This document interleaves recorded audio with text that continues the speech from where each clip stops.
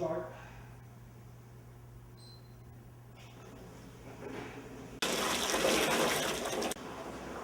"32 seconds.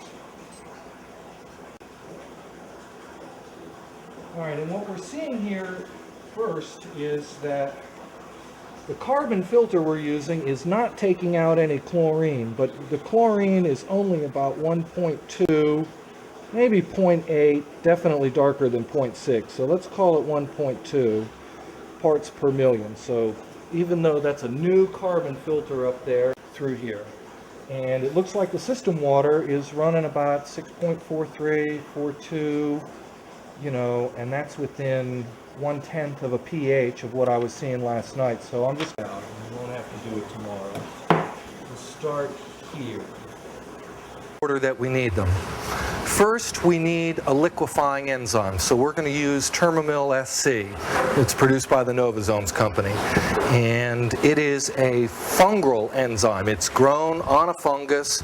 It's genetically modified, and it's designed to create long starch chains and break them up into shorter starch chains. And we'll add that during cooking. We're going to add a split dose, but it will definitely liquefy the starch and get it going, ready for the sugar-making enzyme. This is a second enzyme. It's called Novozyme 25001. It's also applied as a split dose. After we have allowed this to work and liquefy the starch, we're going to drop this temperature further, and we're going to adjust the pH, and it is a glucoamylase. This is primarily what you would substitute for an alpha amylase. You would use malt for this enzyme. You'd also use malt for this enzyme if you did it in a two-stage process. This is all the yeast we're going to need for 500 gallons. It's 1 pound of yeast, and actually we're going to overdose a little. There's no real adverse effect of overdosing, and this is Saccharomyces cerevisiae, and it is the standard distiller's yeast. It's also baker's yeast. It's what you use in order to bake bread rise. The carbon dioxide of the yeast byproduct is what makes flour rise. And we'll pre-start some of this yeast in those buckets, and we'll make sure that it's active, and yeast have to have a very comfortable environment, which is why we're taking time to check the chlorine, because we don't want chlorine in the water in order to prevent the yeast from growing, and we want the pH correct, because the yeast can't have a pH that's too acidic at too early a stage in the fermentation, and we want them to be well fed. We want them to have glycerol, things to make their cell walls out of, and things to conduct their metabolism.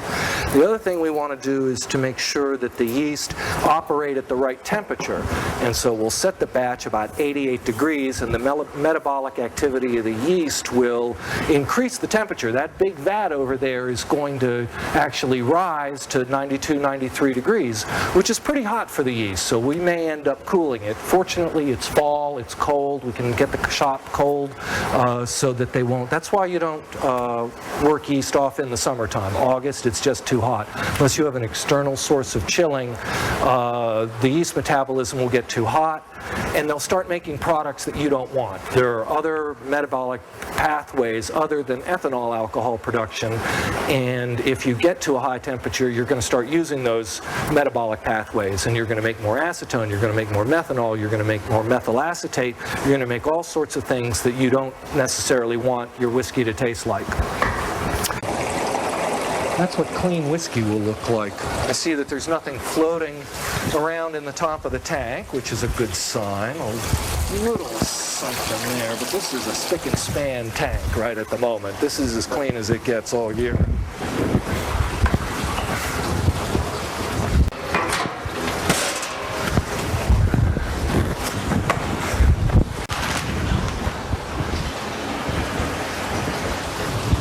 So that was pretty close. I set it for 37 minutes. And there's no margin of error for filling this tank. I mean, we are putting in exactly as much water as this thing can possibly handle. because we put in so much starch. We are going to put 1,500 pounds of corn into this, and that's going to give us a beer that's only 14 gallons of water per bushel. And that's a very, very thick beer. Old distillers would start with 35-gallon beers and 25-gallon beers, but now with the enzymes you can run very high-density, high-starch beers. The liquefying enzymes prevent it from clumping up and turning into corn mash or corn mush. I mean, even with the hydraulic thing, it would just be like mixing cement or mixing wallpaper paste.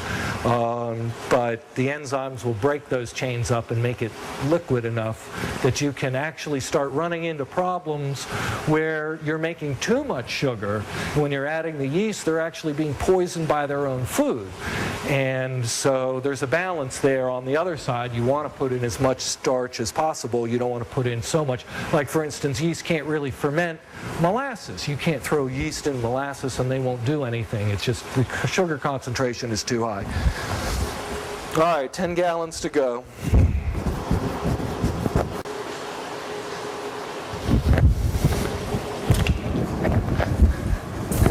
Everything's a guess. I mean, is this thermometer really 59? You're always running with ratty data, fuzzy data, and you have to make a guess. What is the pH really? I don't know. I don't know what the pH really is. I can do my best to measure it.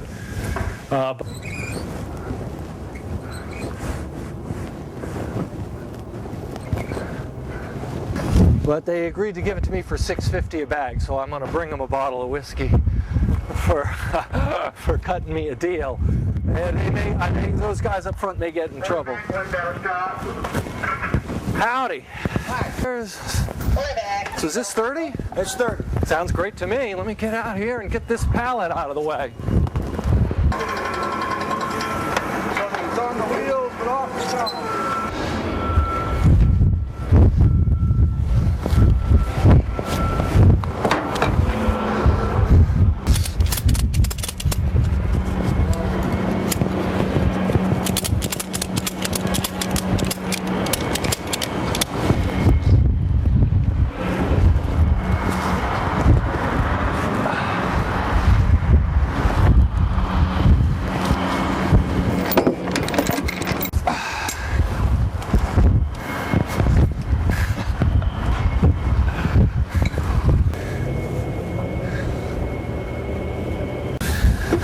Okay, honey pie, be good.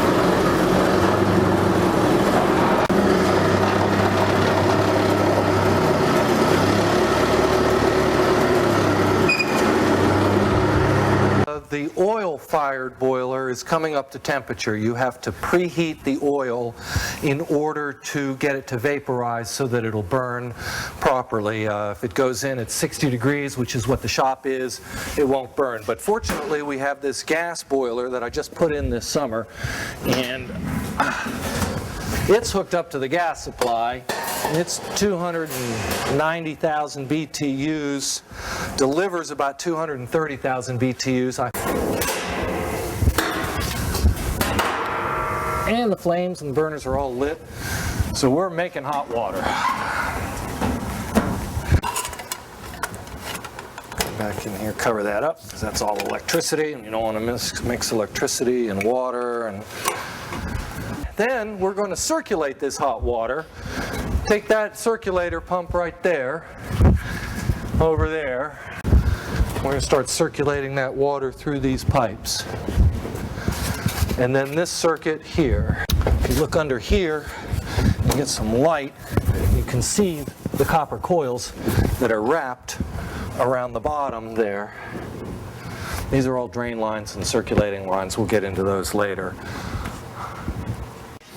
We can go ahead and fire this boiler. So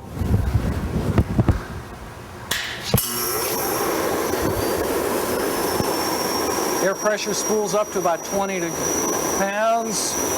Oil pressure's about 3. It's trying to light. You can hear it. Any flame in there. It'll get bigger as the boiler gets hotter.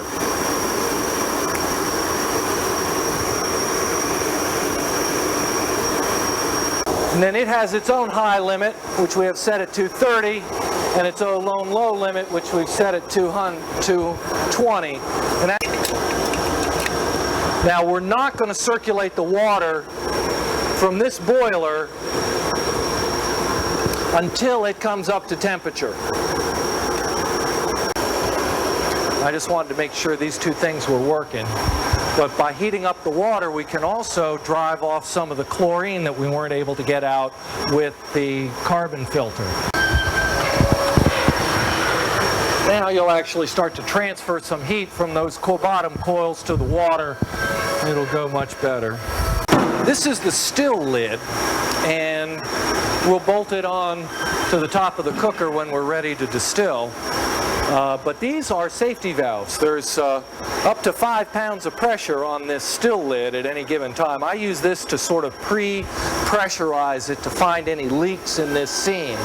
And then while the still is running, we'll adjust these so that in case it doesn't really run away from you. But there's 12,000 pounds of force pushing up on this lid at 5 pounds of pressure. So you want to have some kind of a safety valve, just like you would have on a pressure cooker, to make sure that the pressure doesn't build up unnecessarily. It'll just suck all the heat out of this boiler. What we've got here is a gigantic thermal mass that is just pulling heat out of the boilers. As a matter of fact, when you're trying to control the temperature of this thing, if you let it fall, it's such a large thermal mass, even with 2 boilers, it can take you 20 or 30 minutes to reverse the temperature fall and start going in the right direction. So you have to be careful about when you turn the boilers on and off. It's difficult to regulate the temperature. And while we're talking about it, we'll just come over here and take a look at this piece of equipment. This is a still timer. What it is a dual range timer, and it has an on cycle and an off cycle. And I have it set to be run 17 minutes and to rest for 3 minutes. And I find that that's a good compromise to regulate the temperature of the boiler without having to rely on this temperature controller. I had been using this temperature controller, but by the time this thing, even with a 1 degree differential, by the time this thing drops a degree, this thing can't catch up for 20 minutes. So the best thing to do is to just give it a 3-minute rest every 20 minutes, or if it starts to get too hot, you can give it a 5-minute rest every 20 minutes, or some compromise of on and off that keeps the right amount of energy going into the still. We'll only use this when we actually distill. During cooking, we just want as much heat as we can possibly get. We don't have any need to turn these boilers off until the cooking is done. But when you're running the still, you can't put too much energy underneath the mash. You don't want to boil off a lot of water. What you want to do is get up to the temperature at which alcohol is going to vaporize, and that's about 173, 174 degrees. You want that alcohol to leap off of there without taking a lot of water with it. And your concentration is going to be about 10 to 1 each time you run the still. You're going to start out with 10% beer, Budweiser, a bottle of wine, something along those lines. When we finish our fermentation, it'll be corn beer. And so it's 10%, which is 20 proof, and we're going to drive it up to about 120 proof. So let's say a multiple of 6. That's going to be our multiplier for the first run. For the double run, we'll take it from 120 proof, we'll take it up to 180 proof, so your multiple is going to be about 0.5 for the second run. But the key to that is to not drive too much water off as you heat the still. Only enough heat in order to vaporize the alcohol, not so much heat that you're just driving so much water off at the same time.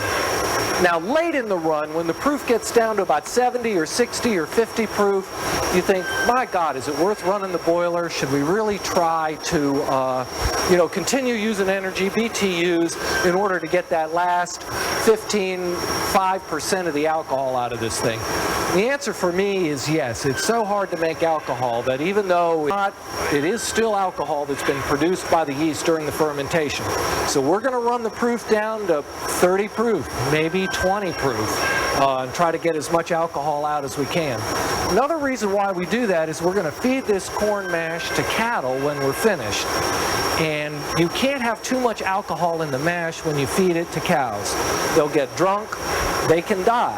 They're not used to alcohol. So you don't want to be sending out really alcohol-soused mash to the guy who's going to get rid of your cattle. Now he mixes it in, he doesn't feed it straight to them, but still, you feed this mash to cattle after it's done, they're going to be very happy. They're going to eat for a while, they're going to go lay down. They like it. It's a treat for them every once a year.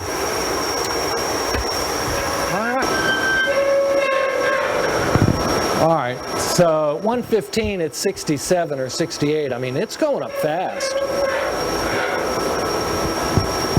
This water's already 68 degrees. So it's risen 8 degrees in the last 10 minutes. That's what I like to see. About 1 degree a minute rise. If you can get to 1.3 degrees a minute, and you got to go from 60 to 190 degrees, and you can do 1 degree a minute, that's going to take you, 2 hours on the nose. We'll be lucky to get this to up to temperature in 2 hours, because we also have to add all of this corn. Now, right now, we're just heating the water, just plain water. When we add all this corn in, we've got to heat it as well, all up to 195 degrees or so. So that'll take a lot more energy and BTUs in order to do that.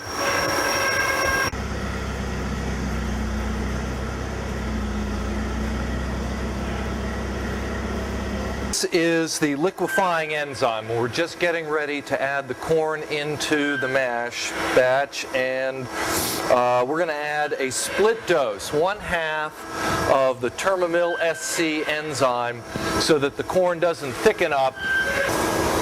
All right. So we're going to pour in the Termamil SC, keep this stuff from clumping up. Now this is always fun.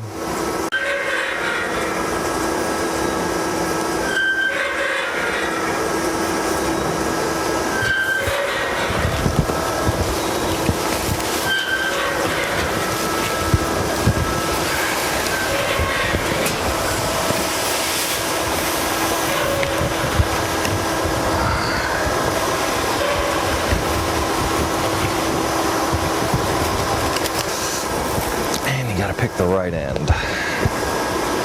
If I drop my glasses in there, I will really regret it.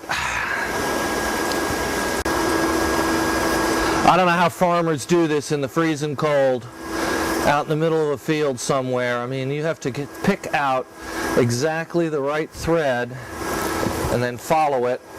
Sometimes it gets stuck. When that happens,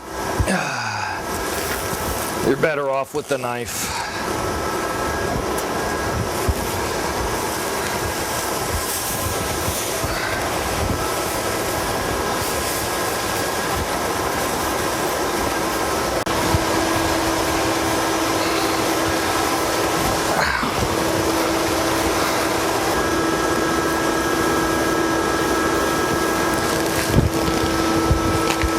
When it happens, it's a beautiful thing.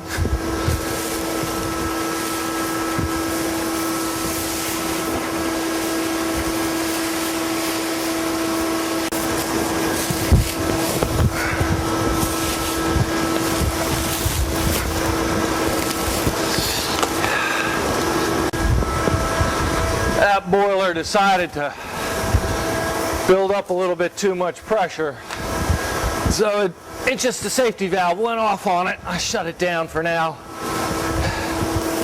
I was trying to bring it up to temperature.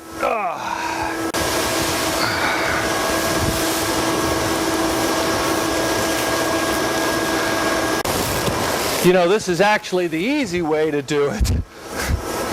I really respect the people that did it in the out in the woods. No electricity, no water, nothing to stir with. Got to get your own fire. Where's the water coming from? Humping sacks of corn up the hill for your starting materials. I mean, it was back-breaking labor, hard, dangerous, and with no amenities. That's why the police didn't treat these people really as criminals. They treated them as people that were just operating a business that wasn't legal, but not like gambling or other. Wasn't considered so much of a sin, I guess, because it was so deeply ingrained in American culture that that's what you did with your surplus grain. You made whiskey, and that's what bought oranges at Christmas time, and that's what made things go, but they had nothing.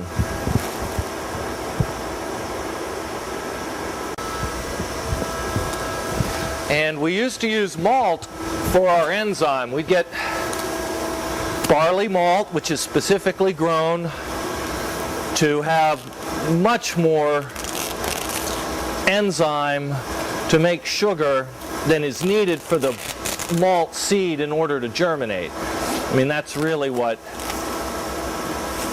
malt is for and why plants have it. Ow.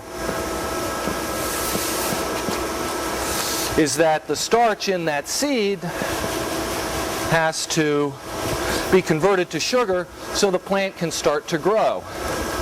So every plant has malt enzyme in it to help the seedling along. And that's why in order to make malt, you sprout the seed in order to get that enzyme activated. And then you stop the germination and dry it carefully. And that's how people would make corn malt, because they didn't have access to barley malt. And you can use that sprouted corn, which has been carefully dried or is still in the sprouting stage, add it to a larger batch of corn meal, and it will serve as sufficient enzyme to do some reactions for you to make sugar out of a large batch of corn with a small batch of malt. But barley malt is specifically grown and selected for its ability to have way more alpha amylase, sugar-making enzyme, than is necessary to germinate the plant. And I started out as a malt person. But malt is very difficult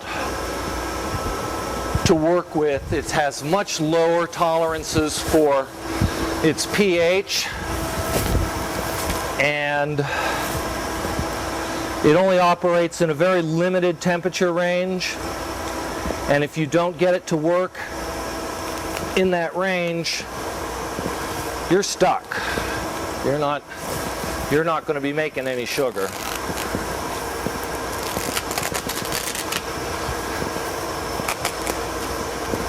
Five.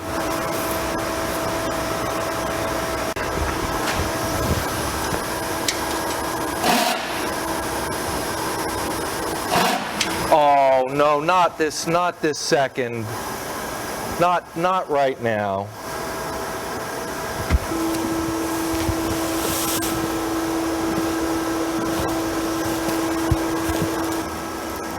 All right, let's see if a new razor blade really is the answer. It sure is. Boy, that thing, this stuff dulls razor blades fast.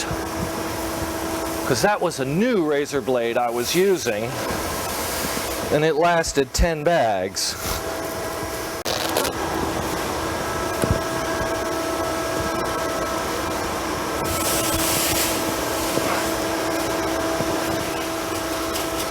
So when after you add the corn,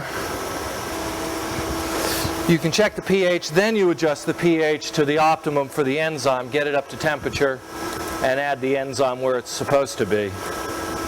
See what, and then we got to get out the hydrometers and the refractometers, and we have to start measuring, whoopsie daisy, measuring sugar production as we go. Okay, you can see how much the level of the batch has gone up, and the corn isn't clumping too much, and it's pretty thin. I mean, you go down to the bottom and there's corn down there, but it's all, there's one big corn ball floating around in here. You can see him here. Here he comes. Now if you get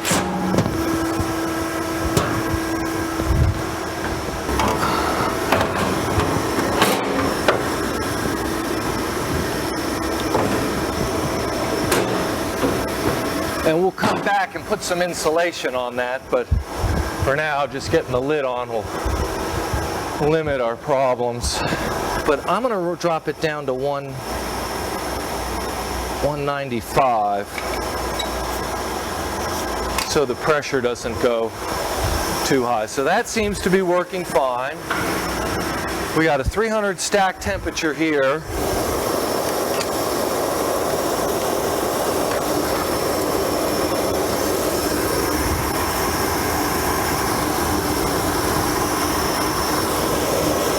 Our combustion chamber is nice and dry. We're not running a real big flame. I'm not over firing the boiler, but all right. If you just come in here and turn the flywheel just a little bit, just anything, it'll probably line up on a place where the teeth will engage.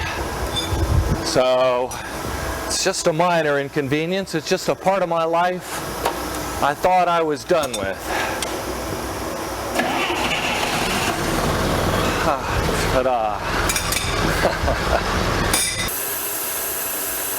Because if you start it in cold water, the yeast are really alive. They're dormant, but they're waiting to wake up in their billions.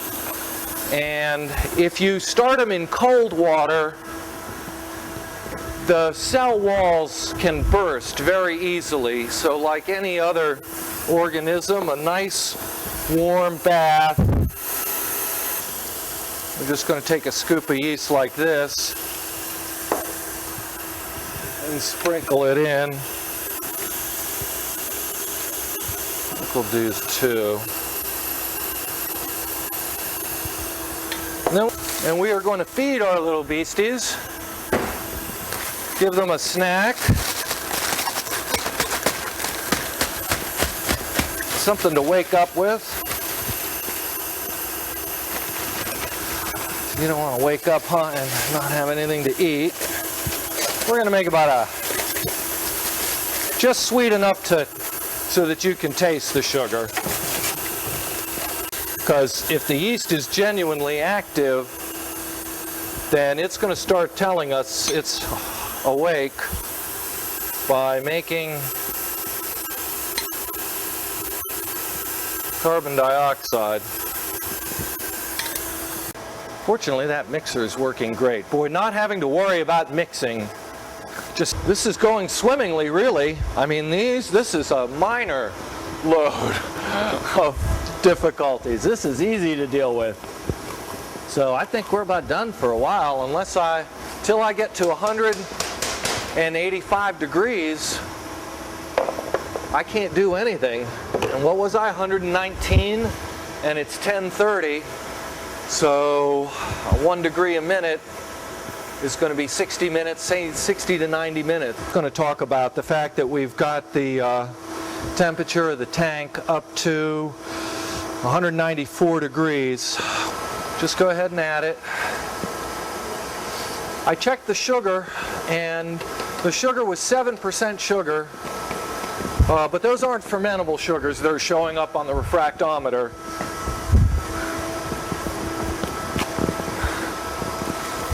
What we're going to do is we're going to take this paddle. Now that blade's whipping around pretty good, so if you get this paddle caught in that blade, you let go and just let the paddle snap.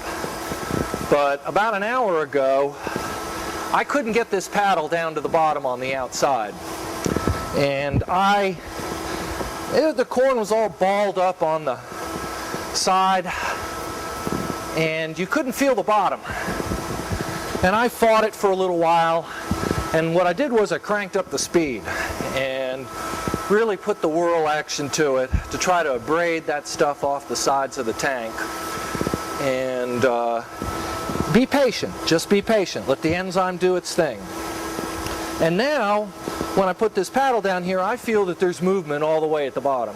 There's a little bit of sludge down there. There's a little bit of this. But you put the paddle very easily all the way to the bottom. And you just do this in a little corner, and it'll tend to travel and erode the corn all the way around. Well, now that's not entirely true, because there's a nice big ball of corn there. We want to get that off the side, and you try not to have to fight the corn, but you always end up having to fight it and clean out the sides. There.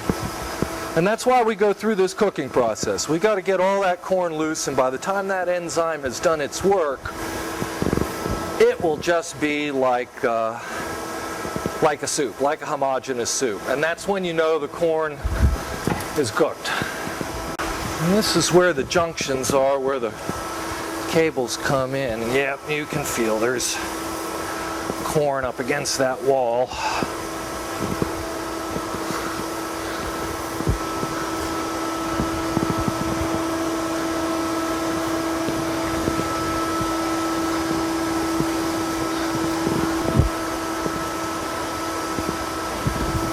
George, I think we've got it. I'm going to come back over to your side one more time.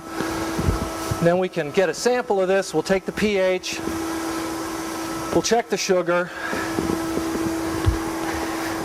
And then we'll see if we want to add a little more liquefying enzyme, or whether it's time to cool this down.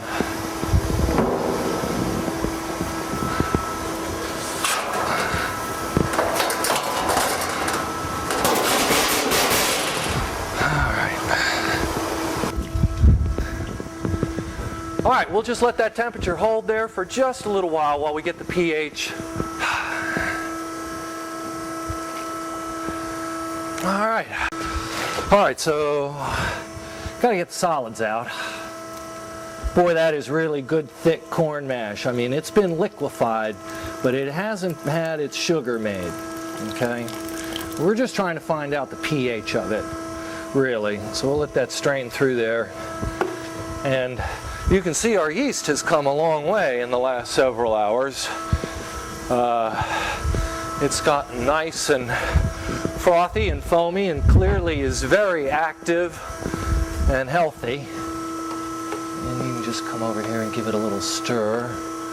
There might be a little stuff on the bottom. All right.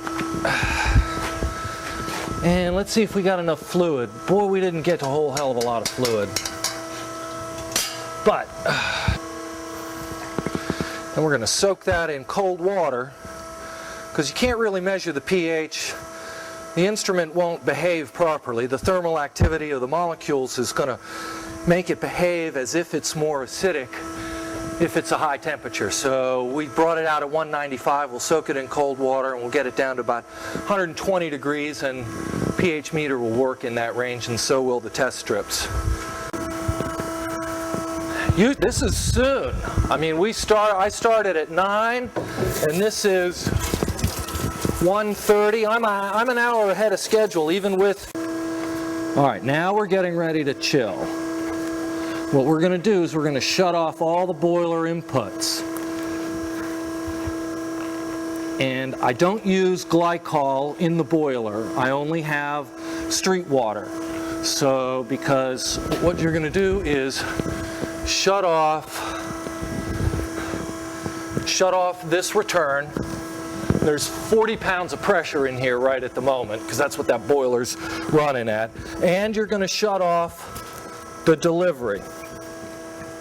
So that takes care of this boiler. This circuit, this big coil, is now isolated between these two garden hoses, and we're going to run cold city water through it and out there, and that's going to serve as our chiller. I've got another chiller over there that's for the still that will run another time. The last thing we want to do is we want to try to get an idea about the temperature differential between the top and the bottom of the tank. And fortunately, I've been fighting this all day. I mean, up until about an hour ago, I could put my hand on here and it was about 115, 125 degrees at the top, at the most. Although the top was getting close to 180, it was still, there was a 60-degree temperature differential between the top and the bottom. And now I see that it's 191 at the top. This is the first time this thing's worked all day, really. And this is 183 at the bottom. 183, 191. So 8 degrees temperature differential between the top and the bottom of the tank. That's pretty good. And the bottom of the tank is above the operating temperature of the enzyme, so you know you're safe. This enzyme will operate at well above 180. And they're all shining and gleaming, and everything's all buffed up. And you notice mine still has a blanket on it.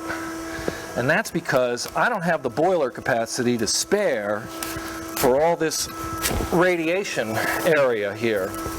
So I just put a little blanket around my still, and that saves me a lot of BTUs. And then when I'm ready to cool, boy, you open that up and the heat just pours right off it, and you're cooling.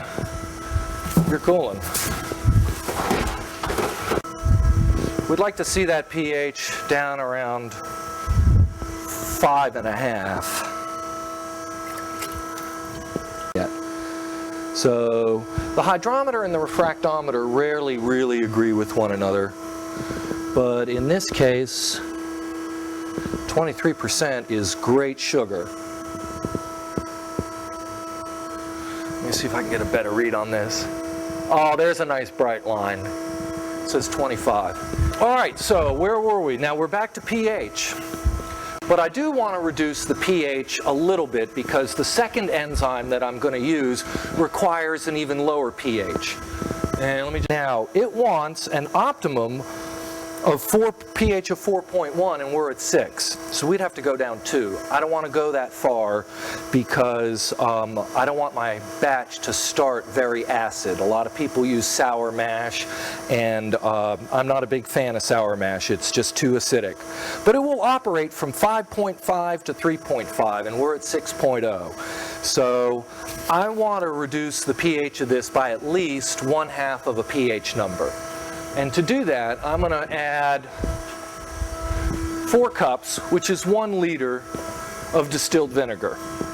You can use phosphoric acid. You can use sulfuric acid. Do not, under any circumstances, use battery acid. So this is 4 cups at a pH of 6. We're just going to pour it in and chill down.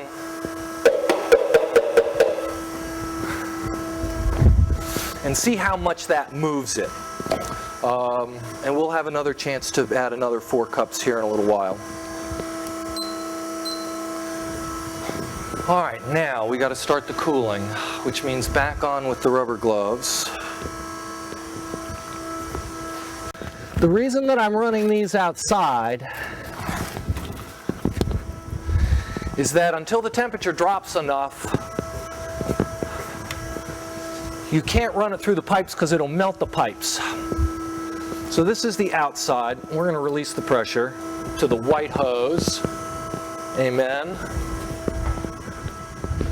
And we're going to release the pressure to the red hose. And that pressure should drop there, and that should get hot. Okay, now we're going to add city pressure to the orange hose. And city pressure. Yeah, I know you don't like that. City pressure to the blue hose. Now open up the orange hose. And this is where the fun starts. And open up the blue hose. And that says 153. So there's a 4-degree differential in the cooling of the tank. And they're both right around the application temperature for this stuff, which is 158 to down to 86, as we said before. So this top of this says 157. I don't see any reason to wait any longer. We know that this is 24% sugar on the refractometer, but it doesn't taste like sugar. It tastes like just cornmeal, really, like cornbread, only a little sweeter than cornbread. All right, and that's all we have to do. We're just going to wait 5 minutes and continue cooling. 10, start, and then it took 30 minutes to get to, so we went down 1 degree a minute. This is still nice and cold, and that's getting cooler. And my experience is that enzyme works pretty quickly. So we'll check it here in 5 minutes. This will just give you an idea about how quickly this enzyme operates.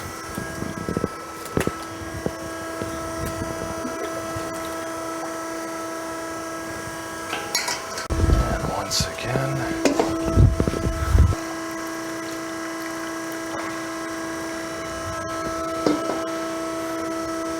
That's a little warm. Refractometer and the hydrometer have the same problem with temperature. They only want to read sugar. You know, you can't take a 180-degree mash and drop it on a refractometer and expect it to read right. So they want it to be down 60 to 80 degrees or thereabouts. But because I'm a little anxious, I'm just going to drop it in here hot. Whoa. Whoa. I'm up over 26%. Let's see what it tastes like.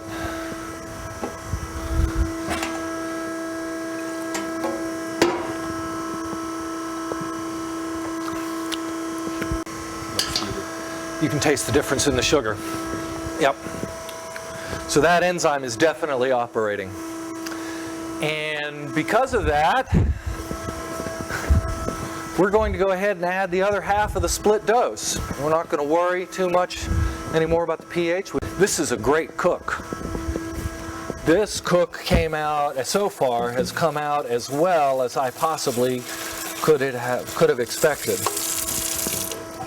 Except for the boiler going upside down on me there for a little while. So, but I'm very satisfied that we've got the reaction going in the right direction. And all we have to do is be patient and cool this stuff down to about 88 degrees. We're going to set our batch at 88 degrees. And it'll rise during the fermentation, maybe up to 92. As I said yesterday, we may have to cool it at some point, but we're on the downhill run. So that's good. All right. Hooray! We're done. We're done for now. Got our nice buckets of yeast. What really helped was that I added 40 gallons of water at the street temperature of 59 degrees, and you can see this thing is just about full. See, all the yeast went in. They're not sticking around on the bottom too much. And then another, probably 10 gallons so in this yeast. And so we got 400 gallons total, plus the 1,500 pounds of corn.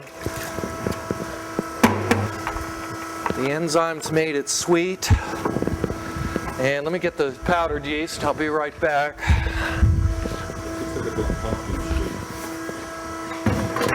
And this is the last.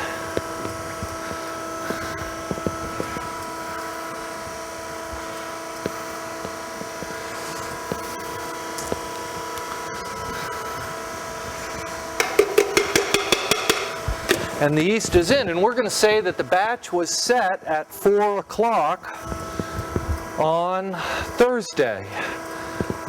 This batch will run somewhere between 72 and 108 hours, and I'm not really sure exactly how long it's going to take to work off. I'm setting it at a cooler temperature than I usually do because my cooling went so well, because my cooking went so quickly.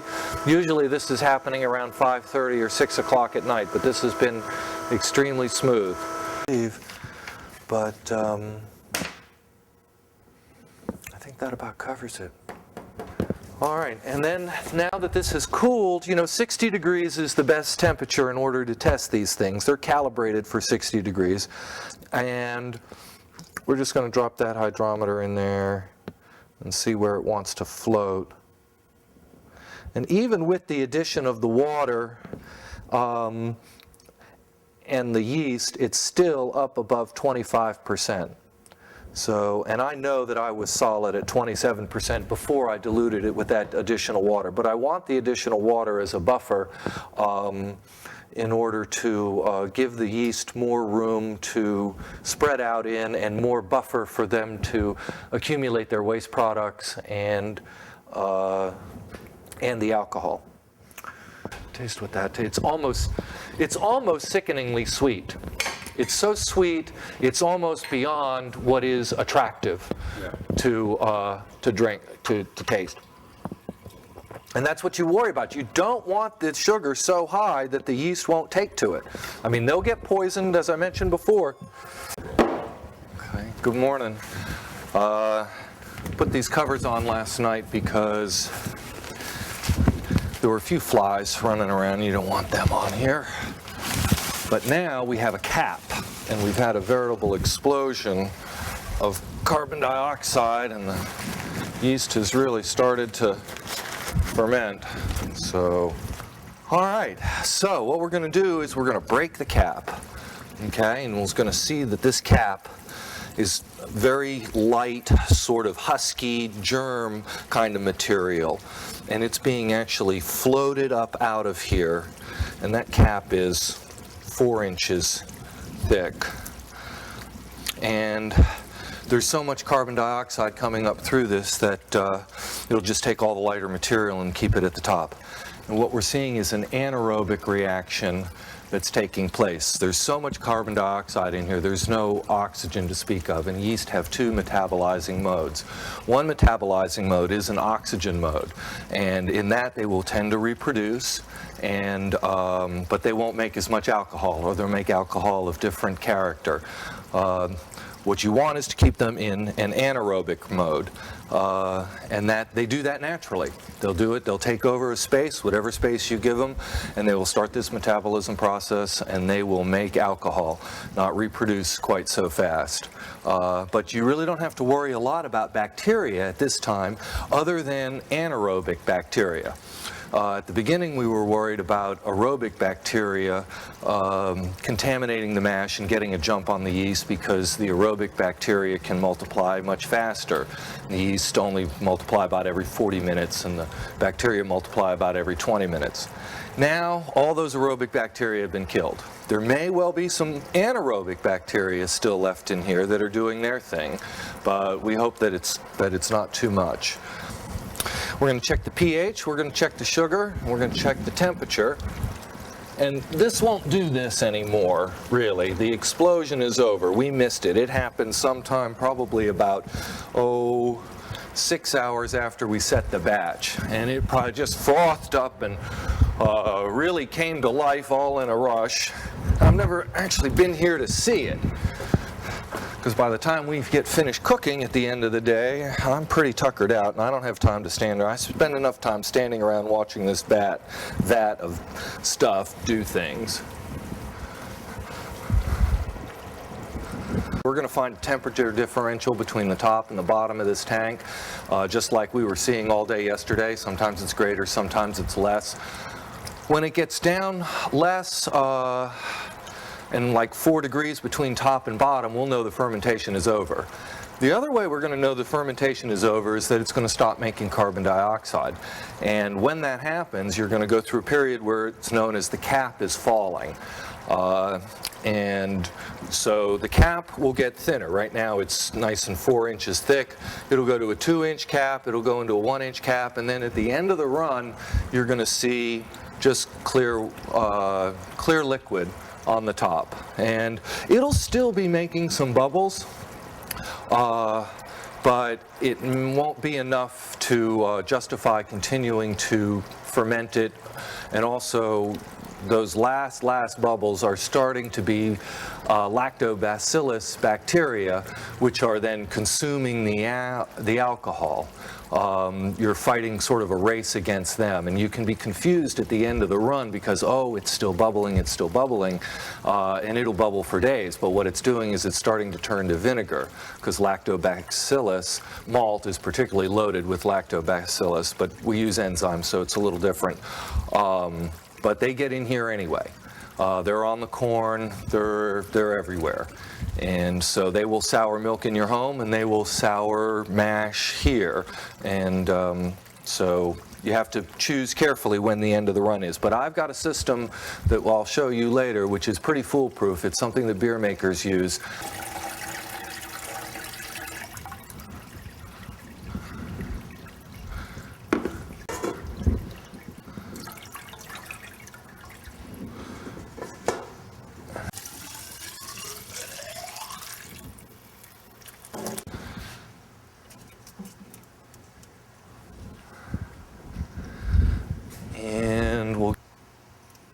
Remember last night we were wondering whether it was about 4.9 or 4.2 or 4 point whatever. All right, this thing has gone down so low that it's even off the scale. So we started out, we were guessing we were about 4.9, and now we're well down below 4.6, somewhere off the scale of what this pH meter will read. This is 12, let's see, set at 4 o'clock, and it's now 10 o'clock, which is 14 hours. And this is what the beer looks like. It's still mostly sugar, but you can start to taste a little cider-like taste to it. There's no carbon dioxide in it to speak of, but when it continues to ferment and you taste it,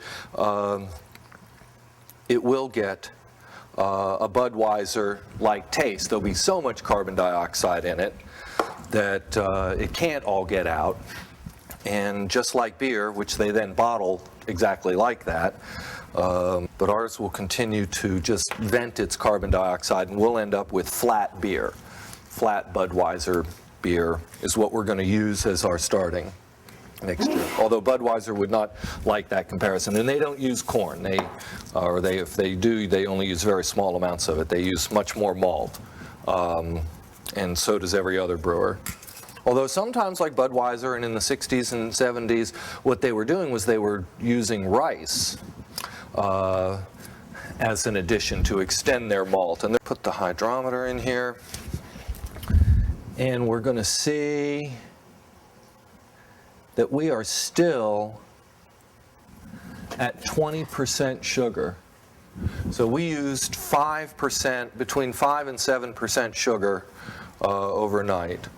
And we know that because the specific gravity has changed. With sugar, with lots of sugar, it tends to drive the hydrometer out. So the more sugar you put into this water, the denser it's going to make it. And then what happens is, as the metabolic process continues, that sugar is broken down and the specific gravity of the liquid changes, and it sinks farther and farther and farther down, and then at the end of the run it's going to be way down here at 0. You're going to know that there's no more fermentable sugars. All right, we're going to double check that against the refractometer. I'm just taking a couple of drops and smearing it on the refractometer. And hopefully that's enough to get a reading.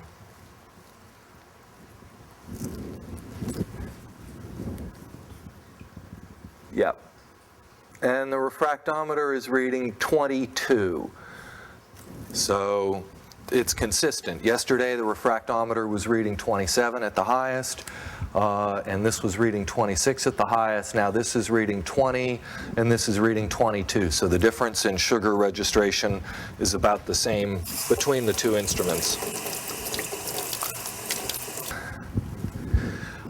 Since we broke the cap in order to take our sample, the cap was actually keeping a lot of carbon dioxide trapped down in this mixture, and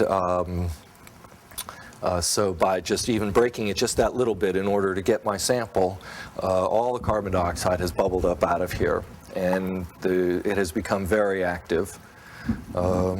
And eventually the cap will form in about 15 or 20 minutes. All of that loose material will again float up to the top and be levitated on top of the little bit of carbon dioxide that's holding it up. And we may even see this cap get thicker tomorrow. And we'll be back tomorrow. So we'll just take, I don't want to rely on the temperature that I took off of that. There's 85, that's looking better. I'd like this thing to run between 88 degrees and 92 degrees. That's the best zone for the yeast to survive. You can set these yeast in the batch up to 105 degrees, and you can ferment with them up to about 95, 96 degrees, but boy, that's really getting hot. And as I mentioned before, the metabolic pathways become different. You make different types of alcohol. You see this stuff's just bubbling and roiling up through there.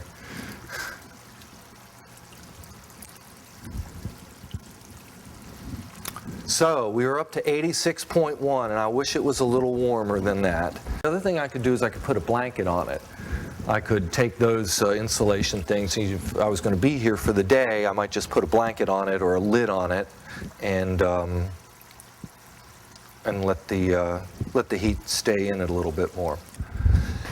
And that's all we have to do today. I will have to clean up, and but other than watch the batch ferment and continue to monitor the temperature and watch for the cap to fall, there's nothing else to do. And as a matter of fact, there's so much carbon dioxide in here, you really can't get a lot of other work done unless you've got a way to open up the doors and the windows and really vent the place.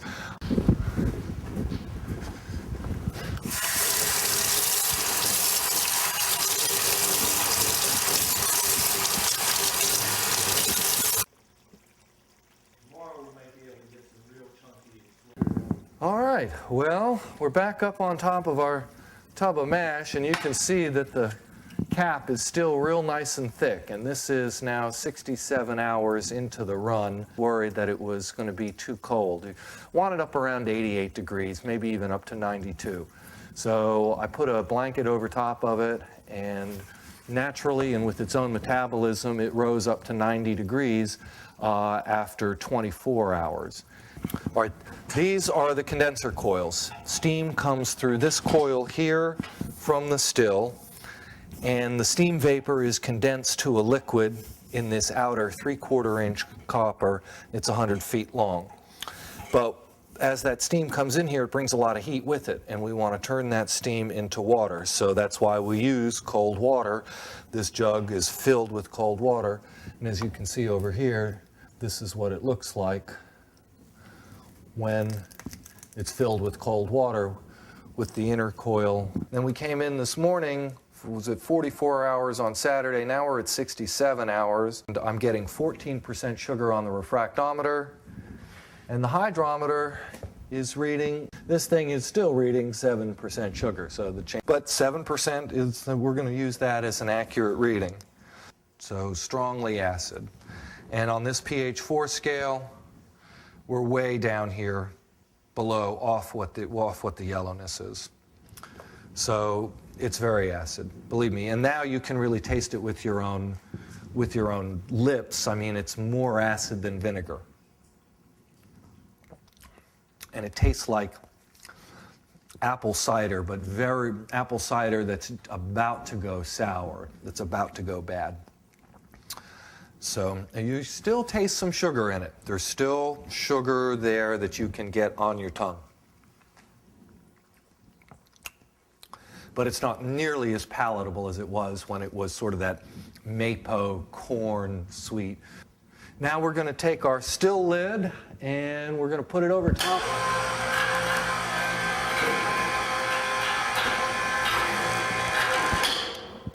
And that's as high as she goes. Run that over here, and then you just run this on over.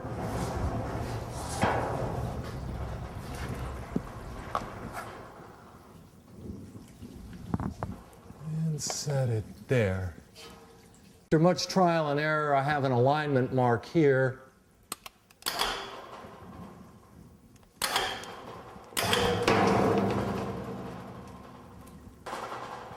Didn't do.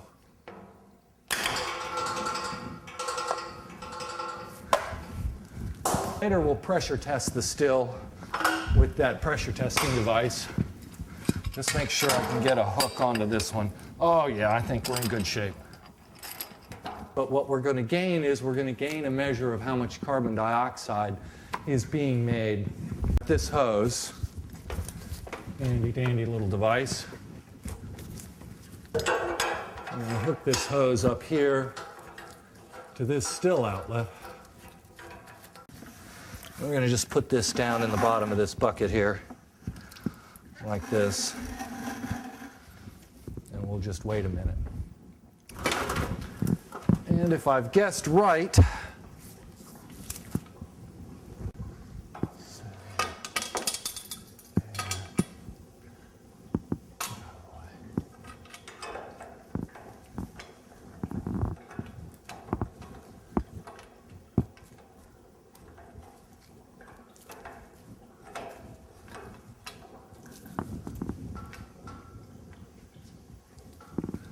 all right, we're going to set that there temporarily.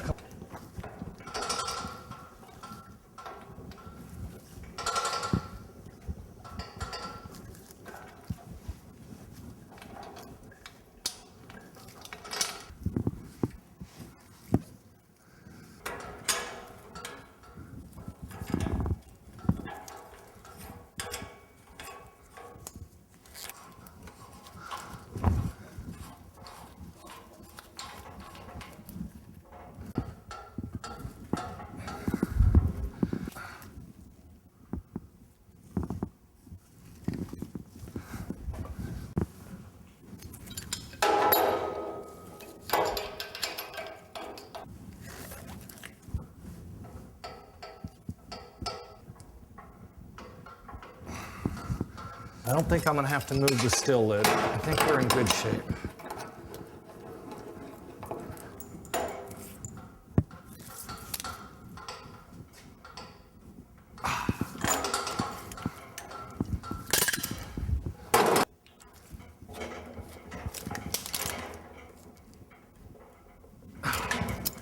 That's good enough.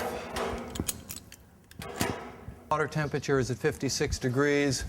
We're going to see if we can make it a little colder.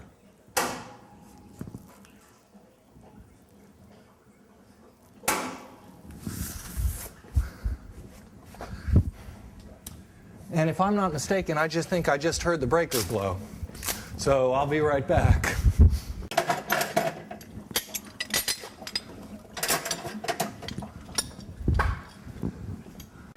Probably the safest time to check the still pressure is today,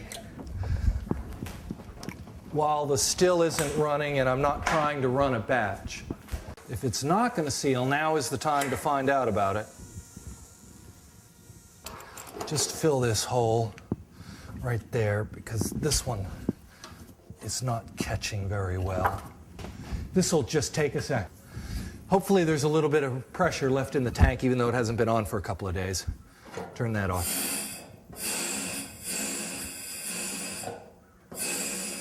You'll see this thing will start to get hard like a football. We still haven't got to 2 pounds yet.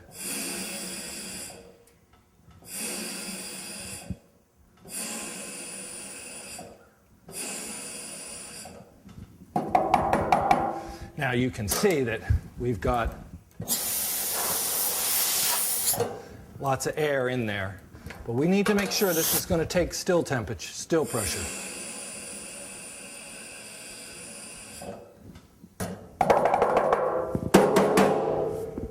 These are the safety valves here, okay? And we can adjust these so that they will allow steam to leak off if the pressure gets too high. This is 2 pounds, moving up on 3 pounds. That's enough for today. So we'll just wait for the still run to bleed off all the pressure. Big valve here and let the carbon dioxide out.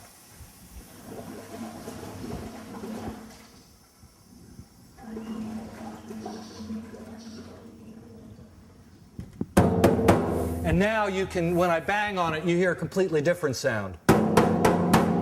See, much baser, lower, and when you've got pressure in it, it really gets tinny. Start bubbling again. And those bubbles are going to be what tells us when the reaction is over.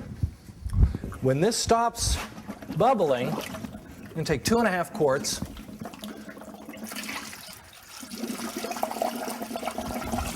Push that down into the bottom again. 2.5 quarts on top of it. And you will see that the carbon dioxide stops. And that is because the carbon dioxide has to force its way past that much additional weight of water. And then lo and behold, it manages to do it. It builds up enough pressure. So you have to choose the level of your bucket. You know, if you have just a... That's fine. We don't want too much resistance. We don't want to have so much water that we're actually poisoning this thing with carbon dioxide. Carbon dioxide needs to get out. We're just sort of measuring it and seeing what's going on. When this stops bubbling, the fermentation is over. The reaction is done, and it'll be time to turn on the still. We don't know if that's going to be tomorrow morning, which is Monday morning, which will be 67 hours plus right around 88 hours, or the next morning, which will be 98, 108, 112 hours. So we're going to choose to run it in the morning. It's either going to be after 88 hours or after 112 hours, and certainly by 112 hours. Even if this thing is still just bubbling a little bit out of carbon dioxide, we'll go ahead and run it. The question is, will it die between now or settle down and ferment the rest of the sugar in the next 18 hours between now and 8 o'clock tomorrow morning? So we'll just have to come in and check it and see. And if it's ready to go, we'll fire up the still. And if it's not ready to go, we'll wait 24 hours. We've now waited another hour for the temperature of this mash to cool. The temperature of this mash is now 61 degrees.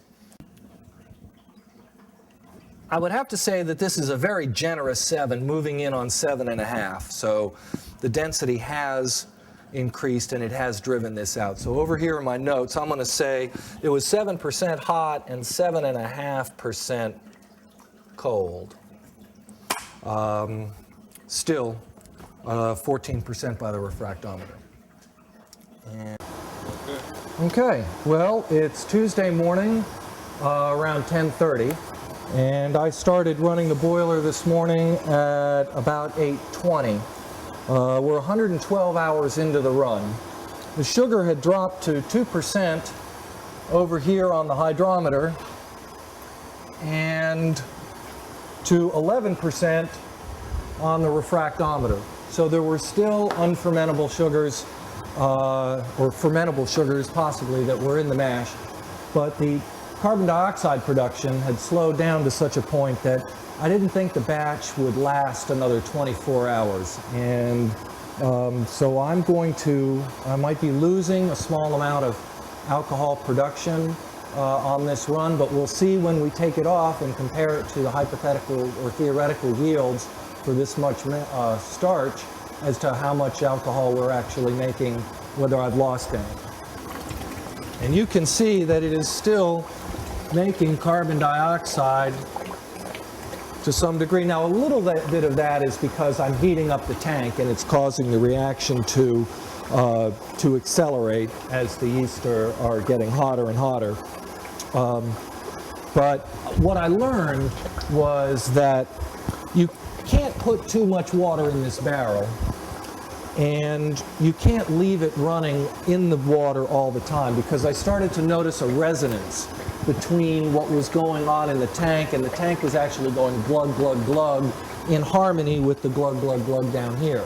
And the more water that I had in it and the more back pressure I had on it, the more resonance and moving back and forth of what there was. So I decided that I would just test the carbon dioxide outflow with this, and when it wasn't in use, I would just hang it here. And if I had a way to pipe it outside, that would be a great thing to do, because it would make it much more workable in here during the period of time that the mash is running. Carbon dioxide really does, you can smell it, it just builds up in here. Now let's talk about how we're going to weigh out the alcohol.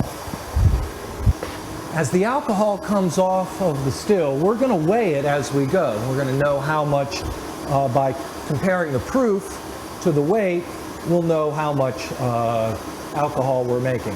So I've got my digital scale here. Then we're going to take the tare of this bucket here. And this drum should weigh 23 pounds. And again today, this drum does weigh 23 pounds. So we're going to add to that, we're going to add the tare of this plastic drum funnel, which is very impermeable to alcohol. It's one of the few things that really won't affect the taste. Either will these PET drums. We know that it weighs 6.8 pounds and the total should be 29.8. Sure enough, they still weigh the same. We can count on gravity if we can't count on anything else. Then we're going to put this little thing that I put together yesterday to be able to show you a few things. And the total weight of this is 43.2 pounds. That thing weighs 13.4. Sure enough, that's what it weighs. Now you also have to count the weight of this on it. So when you get your zero and you get your tare, you have to put your little tube in, put it on top, and then we're going to safety tie it here. So all the alcohol's going to go and fill up this nice stainless steel. This is stainless steel milk jug. We're going to be able to float a big hydrometer in here, and it's going to read the proof continuously. We'll take the temperature continuously, and we'll monitor the weight continuously. Now we see with all this stuff in, and this little bit of pressure, now there'll be about 0.2 of a pound of weight of alcohol in this that will affect it. You see everything all hooked up and zeroed out is 43 pounds. So I'm starting to run. This thing's coming up to temperature. So I'm going to grab my handy dandy wrenches, and before this thing gets too hot, feel the top of this still lid. Oh, that still lid's getting warm, nice and warm. And you'll feel the heat. Yep, heat's starting to travel out here. Still cool. We're going to go ahead and switch this over, because we're starting to get, oh, a little bit of alcohol, a little bit of vapor.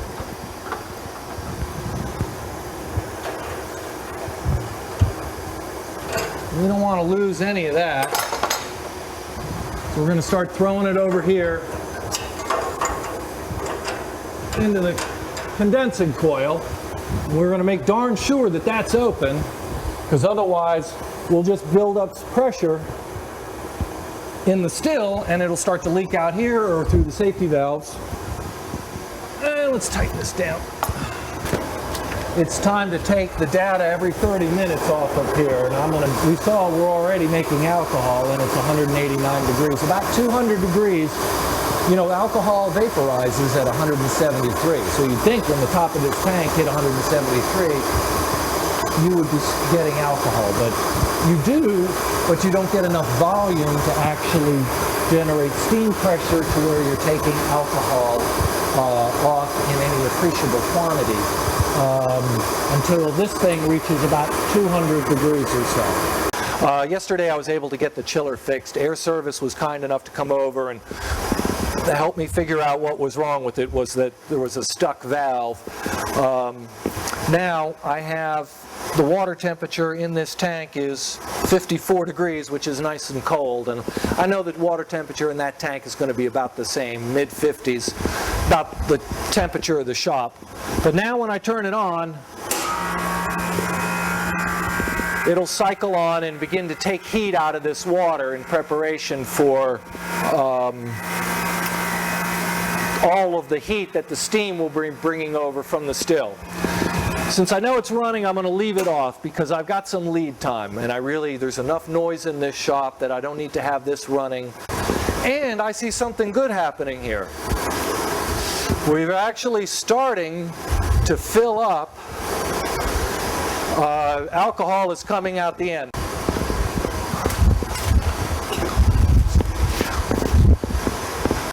And we'll collect the first 5 gallons like this. Tear glass equals 11.8. And lo and behold,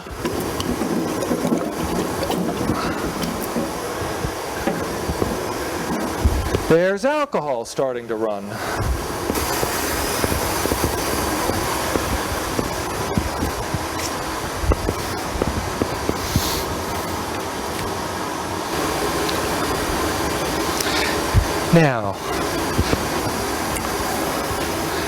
Now we're actually starting to get some flow. So what's happening is that the other fermentation products other than ethyl alcohol will come off first. The first thing that comes off is acetone, and in Fahrenheit it comes off at 133 degrees. So it's nail polish remover. People think, oh my God, the first thing that comes off is just great and it's high proof and it really fires up your mouth and everything. Well, it fires up your mouth because it's acetone, and if you smell it, it smells like nail polish remover. The next thing that comes off is ethyl acetate at 170 degrees, and then finally ethyl alcohol at 173 degrees. And then as you move up the scale, you get propyl alcohol, which comes off at 206. We're trying to get rid of some of this stuff. We don't want it even in our stripping run, to tell you the honest truth. This is not good. It can't be redistilled. It's very concentrated. I may throw it in there and strip it off again, but you're just boiling and recondensing the same stuff over. So the heads are not much use, and you can use them for lighter fluid or something like that. And again, it looks like this is really starting to build up some heat up top. So it is definitely time to turn on the circulating pump and make this chiller system start to pull its weight. Which is a shame, because we're going to have to listen to this thing for the next 8 hours.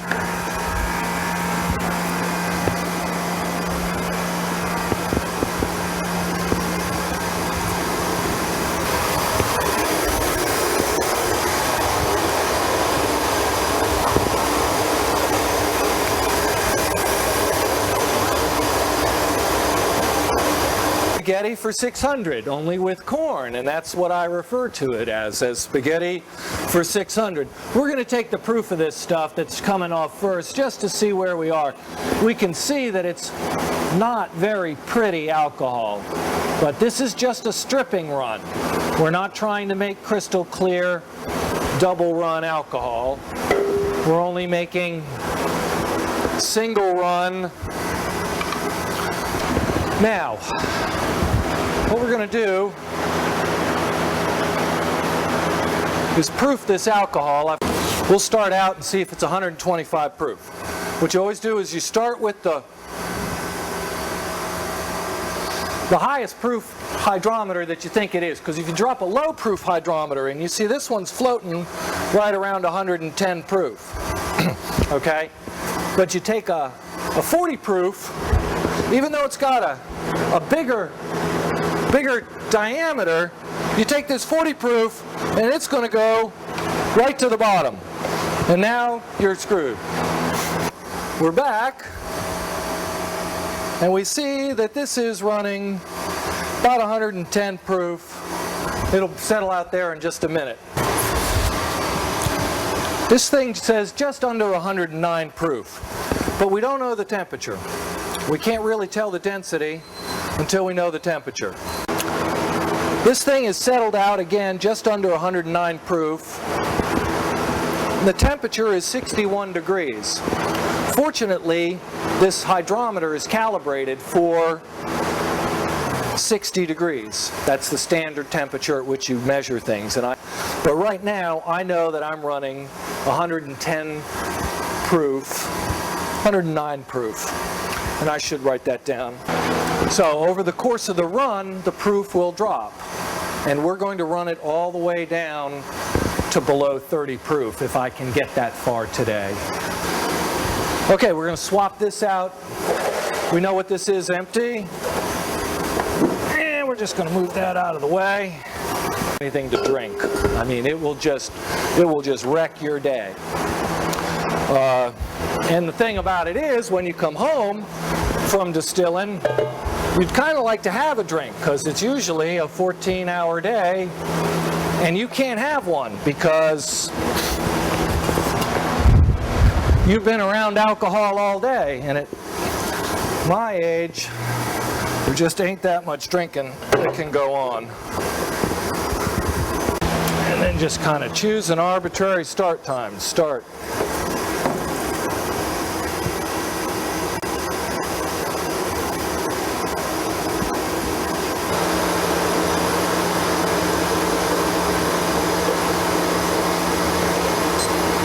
All right, it took 58 seconds to make a quart,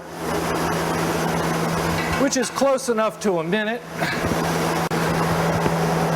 And so that means we're going to make 15 gallons an hour. And that's a pretty good rate if we keep it up. 15 gallons an hour is going to give us 30 in 2. And 60 in 4, so in 4 hours I'll have filled this drum up, and it's going to be 8 hours to get the other 50 or 60 out of it. So we're going to try to get 100 gallons or 120 gallons out of this. Now remember, we only started with 390 gallons of liquid, and if we want to take out 100 gallons, that means there's only going to be, at the end of the run, there's only going to be 390 minus, there's only going to be 290 or 270 gallons of liquid in here, and then a whole bunch of corn. So we're really going to take a lot of water out of here. It's got to come from somewhere. Boy, it's really running now. Just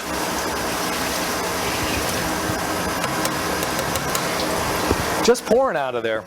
That's the nice thing about a stripping run. You can just run it and run it and run it, and you don't have to worry about slowing down too much.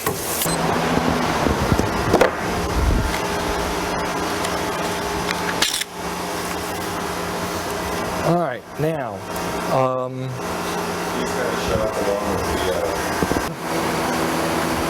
when we do our double run, we want to load this still with 400 gallons. All right, so I'll get 100 gallons a single run this time, second time, third time, fourth time. When I build up and I get 400 gallons, I also have about 75 gallons of heads and tails left over from last year. That'll get me a full still.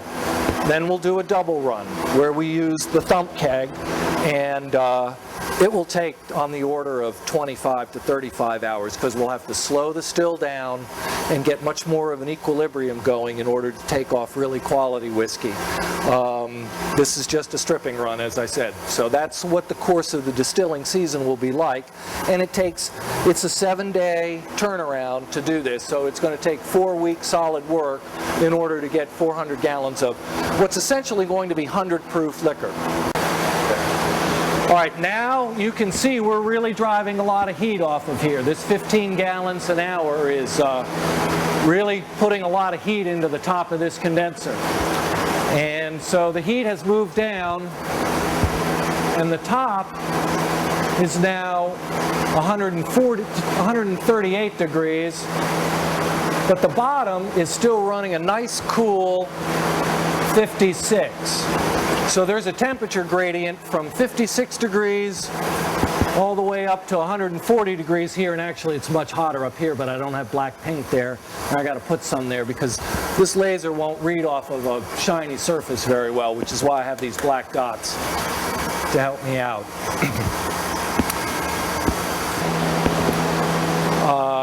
Both chiller coils into service, but while we just heard the still lid pop, which means that we're starting to build up pressure.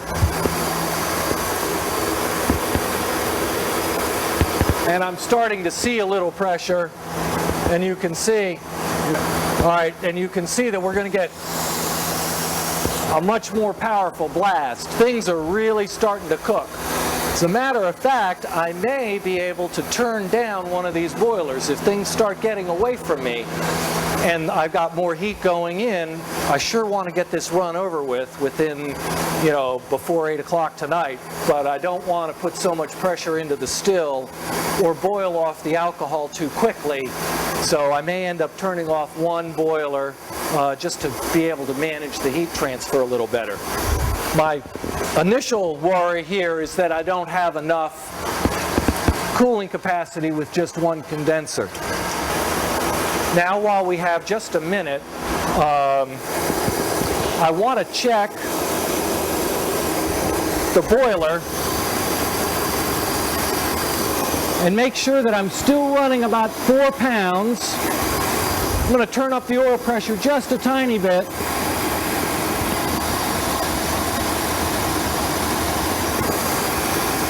To get a good flame, and I'm running about 16 pounds of air, and this boiler is behaving quite nicely. The stack temperature is risen to about 375 degrees, which is getting nice and warm, and the pressure is up here around 45 pounds on both sides, and this thing will get up to 50 pounds. When it does that, this pressure here is going to really jump up to 3 or 4 pounds, and I'm going to have to figure out a way to cycle using this timer on and off this boiler in order to regulate the temperature. I'm pretty sure we're going to get to that point. Now, the other thing I want to do is I want to check on what the stack looks like and whether I'm burning oil cleanly or not. I have waste oil. I have waste oil in here that I collect from transmission shops and other places, and I filter it through a 5-micron filter. Now, but I want to make sure that I'm burning my oil cleanly. So let's just run outside and take a quick look at this. And we can see for the first time in a long time that my stack is burning fairly clean. There's no real waste oil. Hydrometer.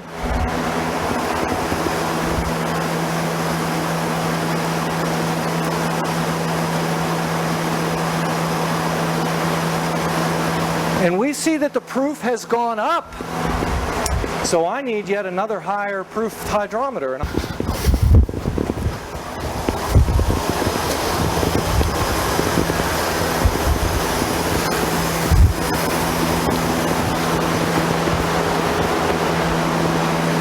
And the proof has increased as the run is going along. And now we're running right about 125 proof. which is a nice thing. The concentration is getting better.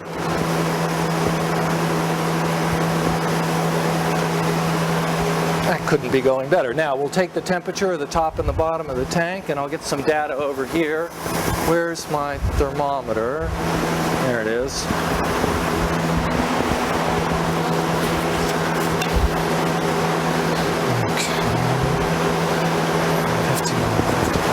Okay. 153.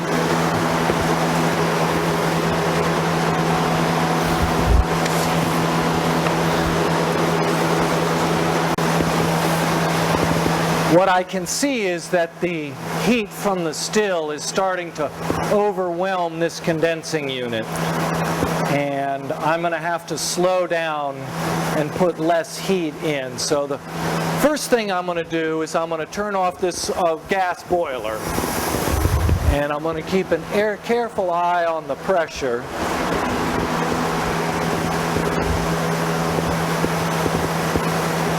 And I have one trick up my sleeve here.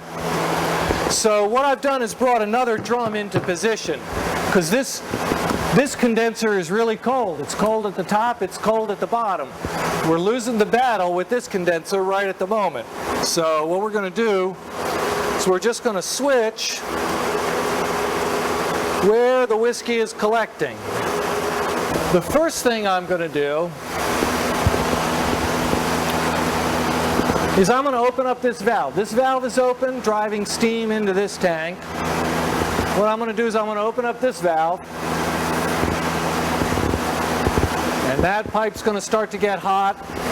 But what it's going to do is it's going to transfer some of that heat over to this condenser, so this one doesn't need it. When that one actually starts running, I may shut this condenser down just for a little while. We're just going to leave things sit for a second and see what starts happening. What I'm also going to do is I'm going to turn on the circulating pump to this one. And then that's all we can do now, just for the second, until it actually starts to run. Right, so we've learned something here in the last 10 minutes. Patience is the key, and it always is the key in distilling. By opening up both valves, we are able to get some flow through both of them. Now, so this thing is all flowing and this thing is flowing. But I know that it's decreasing the total pressure on the still lid, because not only do I have a 3/4 inch pipe there for steam to get out, I also have a 1/2 inch pipe here for steam to get out. So the cross section is greater, and I'm using both condensers, and the output should be, at least it'll make the still run more easily. There won't be as much vapor pressure in the still, not as much pressure on the still lid, is less danger. All right, so we're going to call that 1 minute and 30 seconds per quart, which is 6 minutes a gallon and 10 gallons an hour. And the answer is that this only took 56 seconds, which is a quart every minute. So it looks like by running both coils, we are getting a larger total flow per minute, which will shorten the run and get us out of here sooner. So we're 4.5 hours into the run, moving up on 5 hours. And we've been taking off alcohol for almost 2 hours now. The top of the tank is now 205 degrees, which is why we're getting all the good alcohol out the other end. But I want to point out that the bottom of the tank, despite the fact that we're still throwing a lot of heat in here, I can still touch it with my hands. And it's only 10 degrees still. So we've got a temperature differential in this tank of 100 degrees from top to bottom. Over time, the temperature gradient will move down here, and it'll be 205 degrees farther and farther down into the tank, and eventually the bottom of this tank will finally get hot at the very end of the run, and we'll know the run is over. Also, the proof will go down. But Even if you put heat in the bottom, it will tend to collect on the top. You're always going to have a temperature differential between the top and the bottom of your tank. This just happens to be extreme because we're driving off so much vapor. So it's 6:30 at night and we're getting towards the very end of the stripping run. I already collected one full barrel in 3 hours, and we have 423 pounds of alcohol in this barrel, and it's going to be about 100 proof over the course of the whole barrel. Then I started the second barrel, and we see that we're up to 449 pounds, so we're just crossing over 450. It's not quite full, and I'm going to run it another 10 minutes, but the proof that we're going to check is showing me that this run is over. The production rate has gone down, and the proof has gone down, and it's time to turn this thing off. So we're going to collect about 900 pounds of alcohol, and tomorrow we'll proof it and see how many proof gallons we made, compare that to the theoretical yield. But we're going to take our 40 to 20 proof hydrometer and drop it in here, and hopefully it will float. And you can see that we're taking about 38 proof alcohol still, even at this very late stage of the proceedings. 38 proof at 83 degrees is really 30 proof. So that's still 15% alcohol. So we're going to call an end to the run at 455 pounds. And I'm going to turn off the boiler and turn off the recirculating pumps. And this will continue to flow. There's still pressure in this still. I want to show you one thing. Bottom of the tank reached 144 degrees. I realized that this laser is not really giving me good readings because the paint is serving as an insulator. So even though I'm supposed to read off a black surface with an emissivity rating of low, it doesn't give me a good reading down here. So my data is somewhat corrupted because this only says 133 degrees, where this thermometer stuck in here says, and in contact with the thing says 144, so I'm going to have to sort that out. Because we can't take the still lid off just yet. There's plenty of heat in there already, still, but we can, again, take the insulation off. We can let this thing start to radiate. Fortunately, the sun's gone down, and the shop's cooled down. Put our handy dandy blanket up there. This place is going to be a wreck tomorrow. And you want to put these on tight because alcohol, of course, likes to evaporate, and there's nothing worse than spending a lot of time trying to get concentrated alcohol and then not having a bung on tight and losing a few percentage points of proof. All right, and get your handy dandy drum dolly.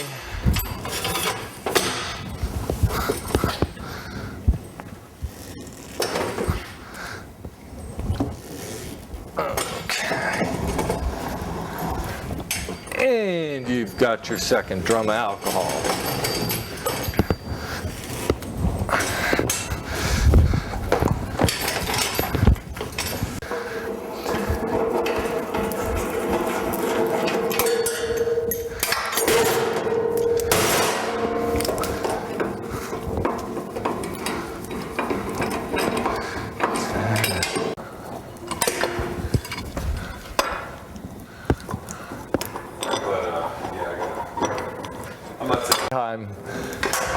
But I definitely was a halfback. I definitely remember leaving games because I was too partied up to go on.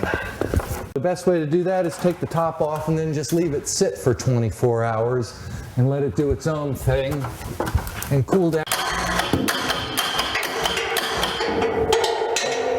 All right, and you just got to give this thing a good jerk.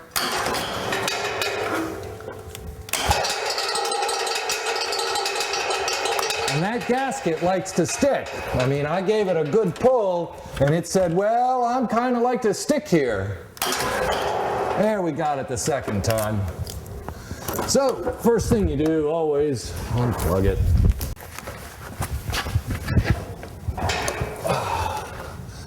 You kind of like to keep the gasket from falling into the mash, but chances are it's going to.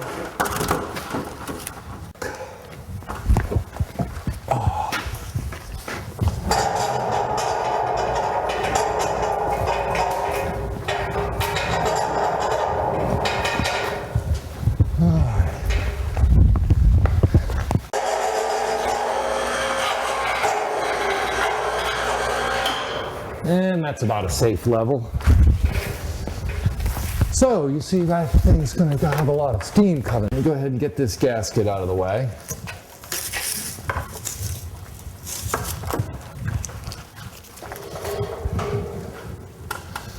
And then come on up here and get yourself a perch.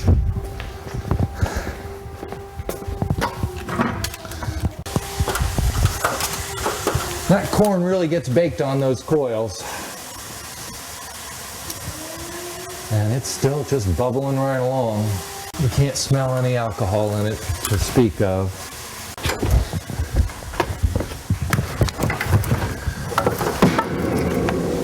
Oh.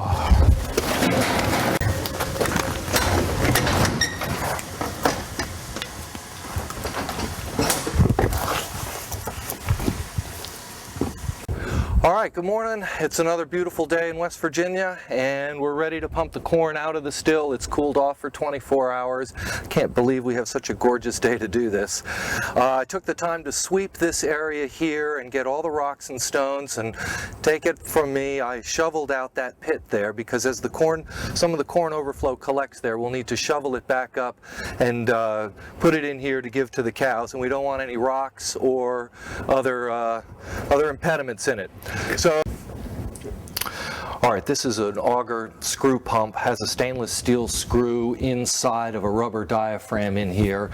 It creates a lot of suction. It's powered by this 240 volt motor and runs off this flywheel and actually powers the pump. We're going to prime this pump with water, and then we're going to use it to suck that corn airily out of here over to there where it can drain out. And we'll see that there's no activity, there's no biological activity that you can see in here.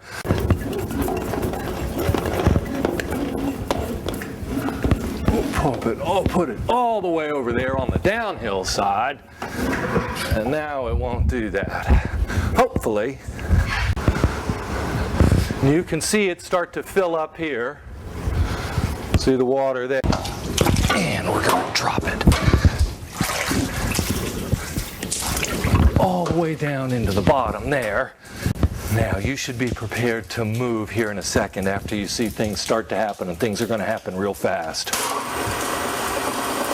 You'll see that corn start to rise up here and move across and down. Now you're starting to get corn in there, and we will shake, rattle, and roll. There you are out there.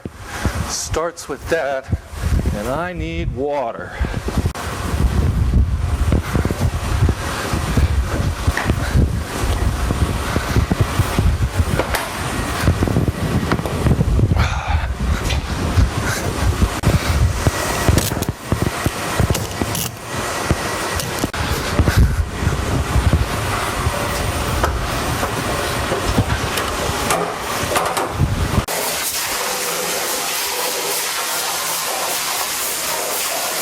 Just adding a little water to keep it liquid, keep it flowing. Try to knock it down off the sides and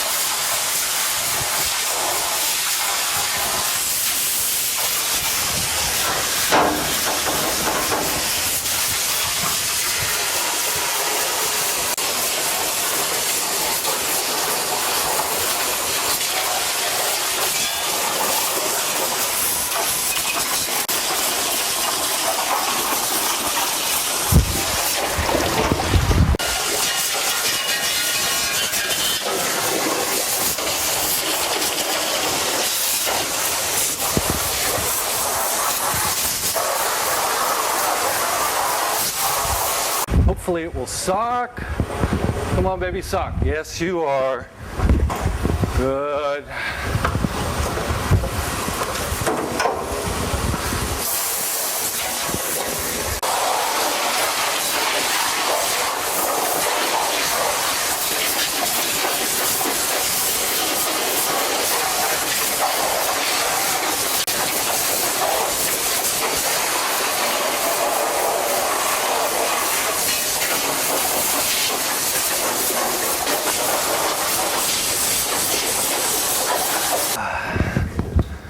So the tank is clean a little bit, and I'll get it all scrubbed out.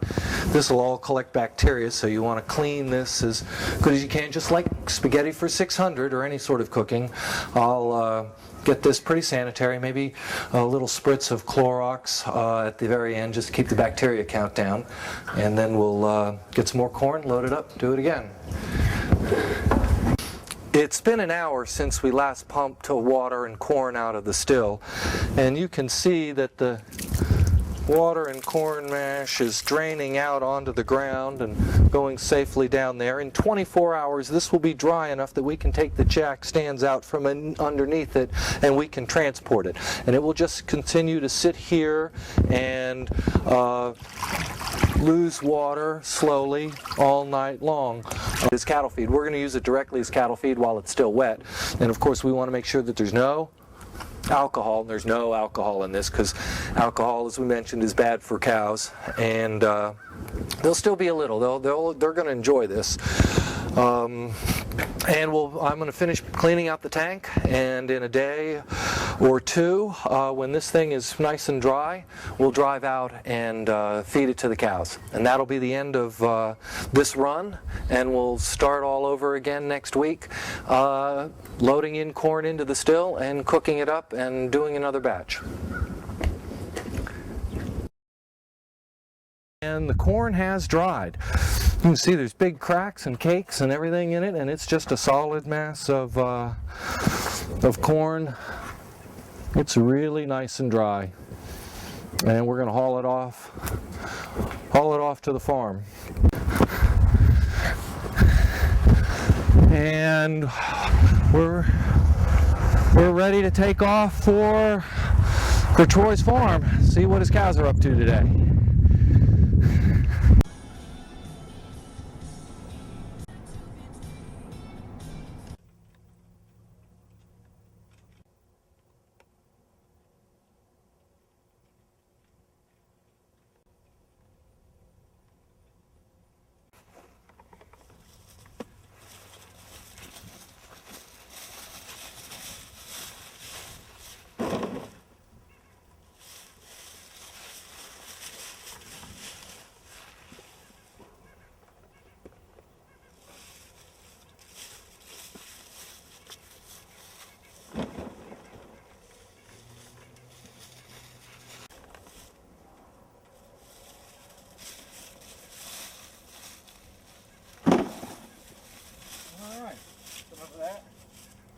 We want one more.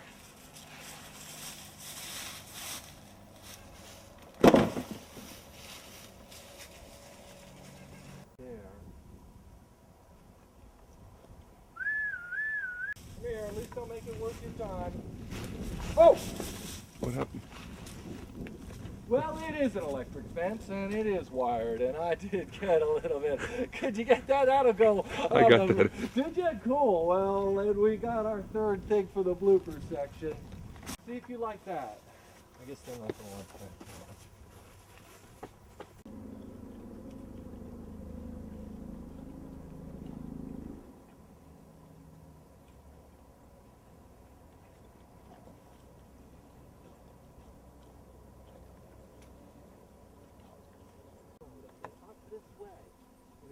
Follow me. I will. Come on. We're going to go find ourselves some corn. Come on. Now, I wonder if we can get through here, or whether we have to go the long. Here, come on. Come on, it's feeding time.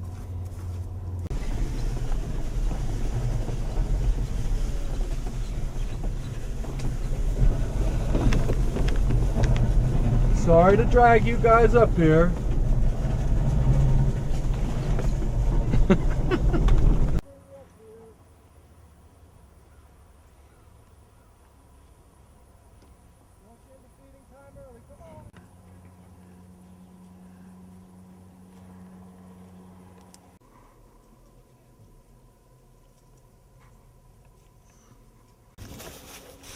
Touch a little more. A little more. A little more.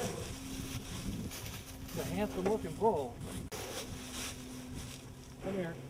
Going all the way down. Oh. Oh my God. Now he's really not going to be happy. Now he's really not going to be happy. I guarantee you that bull could jump that fence. Good money. Work hard to get the money, Josh.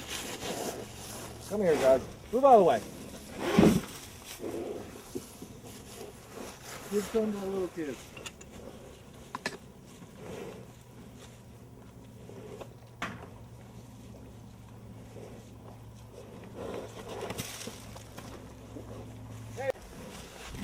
He likes them with the white faces so we can really see him. And now he's jumping back in.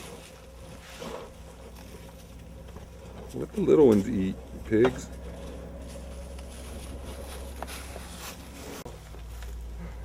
Troy's going to come back and go, how did my bull get corn on his head?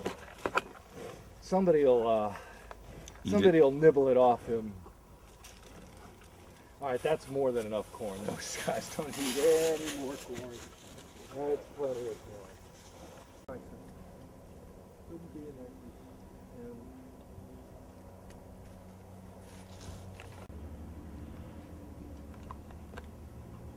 They're just going to stay there and lunch down. I'm going to leave Troy a message that I gave. How many shovelfuls do you think I gave? 15? And we're right at the end of the double run. We loaded 500 fluid gallons of 100 proof whiskey into that still, and that was 15 hours of running ago.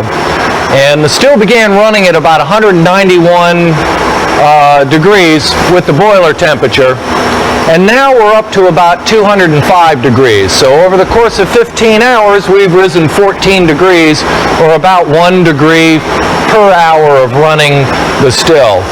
And I'm going to turn off the chiller so that we can hear and see how much activity. Believe me, it takes a while for the temperature to really be affected. And you can see that there is hardly anything coming out of this still. This piece of paper doesn't even want to move. And yet, if you come over here and you see how the still is producing alcohol, that the whiskey's running very steady, and yet there is no pressure on the still itself. It's all being taken care of by the alcohol vapors wanting to naturally leap off of the heated mixture, come over here into this coil, and then condense out back as a liquid. But what we're going to do is close this valve, because I want to show you how to put pressure onto the still. See, what I'm going to do is I'm going to close this valve and turn off the steam to that coil.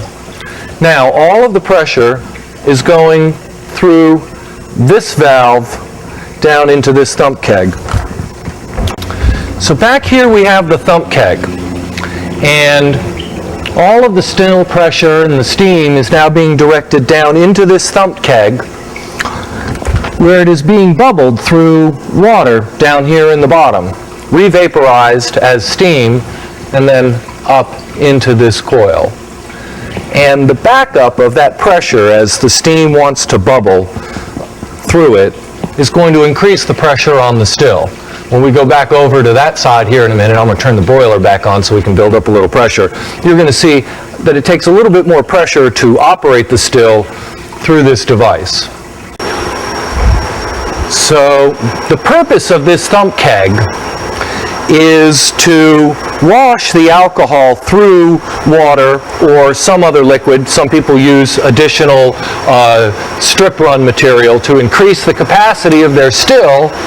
They'll just say, well, we'll just add this and we'll put the same stuff in it and it'll distill it all at the same time. I use it to wash the alcohol through clean water and to extend the middle run. So I will save this coil, and I will not use it to take off the heads, And there's no reason to use it to take off the middle run because that's good whiskey anyway. It'll go right into this condenser and it will distill off at 158 proof and be really good whiskey. So there's no reason to clean it out with this thumb keg. But as you get to the end of the middle run, the taste starts to turn and it gets oily and a little thick in your mouth. You can extend that middle run by then diverting the steam over into this thump keg. Now I wish you could hear it thump. It's insulated underneath, it's insulated around the side. If you put your ear to it, it just bumps and vibrates. And when it comes on, it'll just make all kinds of noise for about 10 minutes and then it'll settle down. It's sealed here at the top with this. Temperature on the input side is 168.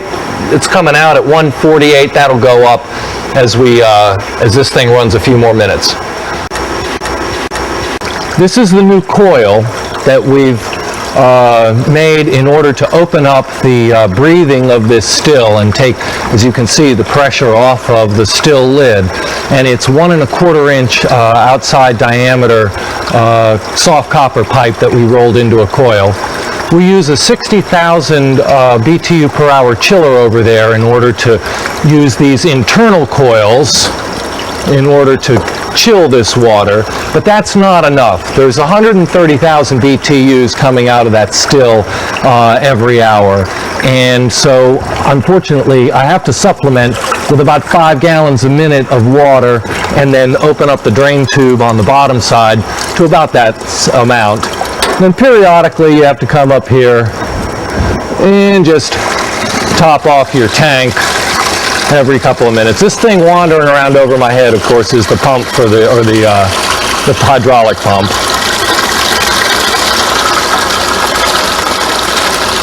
This is a process that needs to be made slicker.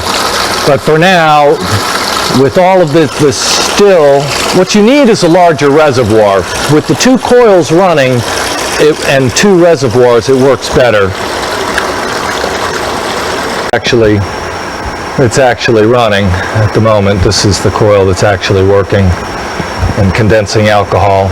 And that thumb keg should come to life here shortly. Let me talk for just a minute about what we found out about these 2 condensers.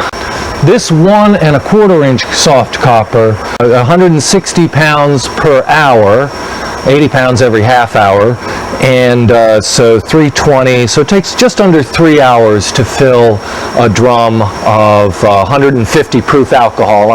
This one would take 4 hours solid, so you save about an hour by using the larger coil, and you put less pressure on the still lid. But I tell you, when you're doing a 20-hour run, 4 hours adds up. When you're doing 4 drums, it adds up. What I also learned is that now that this coil is right-sized for this still, this 1 1/4 inch, that opening up both coils does not increase the flow rate of the still. So I know that I've achieved a balance where I don't need any more condensing capacity. What I have is adequate, and that's what we were looking for. I started out with a 1/2 inch coil. It didn't work. I went to a 3/4 inch coil. It didn't work. I went to a 3/4 inch coil with the 1/2 inch coil. That worked better. But what really solved the problem was finding this larger copper and putting it to work. So now this thing can just be a thump keg condenser. Oh, another thing, while we're up here. I wanted to talk about these ridges on this still. And you'd think that perhaps they were for pressure, that somehow it was the pressure of the still pushing up and you needed to reinforce it. Actually, these are for negative pressure, because when you turn this thing off at night, if you don't want to let the alcohol evaporate, although you could open up the safety valve over there. But this thing will just get a tiny little bit of negative pressure and it wanted to collapse. So that's why we put these things on here. These things are on snug. And we pressure checked the still to 3 pounds before we started, and it never gets that hot now, or that pressurized at this point. So what we've managed to do is to catch the still right at a point where it's cycled off. And one of the ways to keep the pressure down on the still is not to overfire it. So what we do with this still timer is have two different ranges, an on time, run time, and an off time, rest time. And right now we're in a 2-minute rest. And I run it about 18 minutes of continuous firing, then a 2-minute rest. And that seems to work to keep the temperature from climbing too fast. Now, in the period of time since we've closed that valve over there, we can see that the still pressure has increased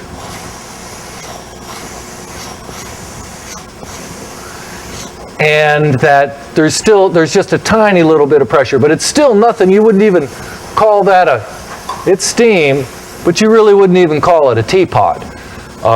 So if you do it right, you don't overfire your boiler, you don't try to drive too much heat into it, because remember, you want to let the alcohol find its own way out of there. You just want to encourage it. You're not trying to overpower it. Now, at the very end of the run, when you're just trying to bull your way through the very, very last of it, you might bump it up a little bit. So this thing should just kick back on its own. And you can see that this smaller coil just runs at a much more sedate pace. As it's being thumped through that thump keg, it just sort of drips out of there. Doesn't run with any real authority. So that's the limitation of that 3/4 inch coil. Although the whiskey's still nice and cold. You can see here at the end of the run that you're starting to pick up some junk. Little flakes of stuff. It'll start out real dirty. I saved a couple of them. And then it'll get real clean. And when you're running the middle run, it's clean. So the use of these spirits, even though they're 140 proof, is to be double run next year. I'll save them and put them in storage and set them aside. But you don't want to put too much of this stuff into your drums if you don't have to. Okay, these are the drums that I made here on Saturday. This is drum 2. It's got 400 pounds of liquor in it. This is drum 3. It's got 400 pounds of liquor in it. This is drum 4, and it has about 250 pounds of liquor in it because the middle run ended. It started to get taily, and I could taste it, and it was time to cut off the run. And it was only 154 proof when I ended the run. We started at about 161. This one's 158, and this one's about 154. And by the time the proof got down that low, it was time to call it quits.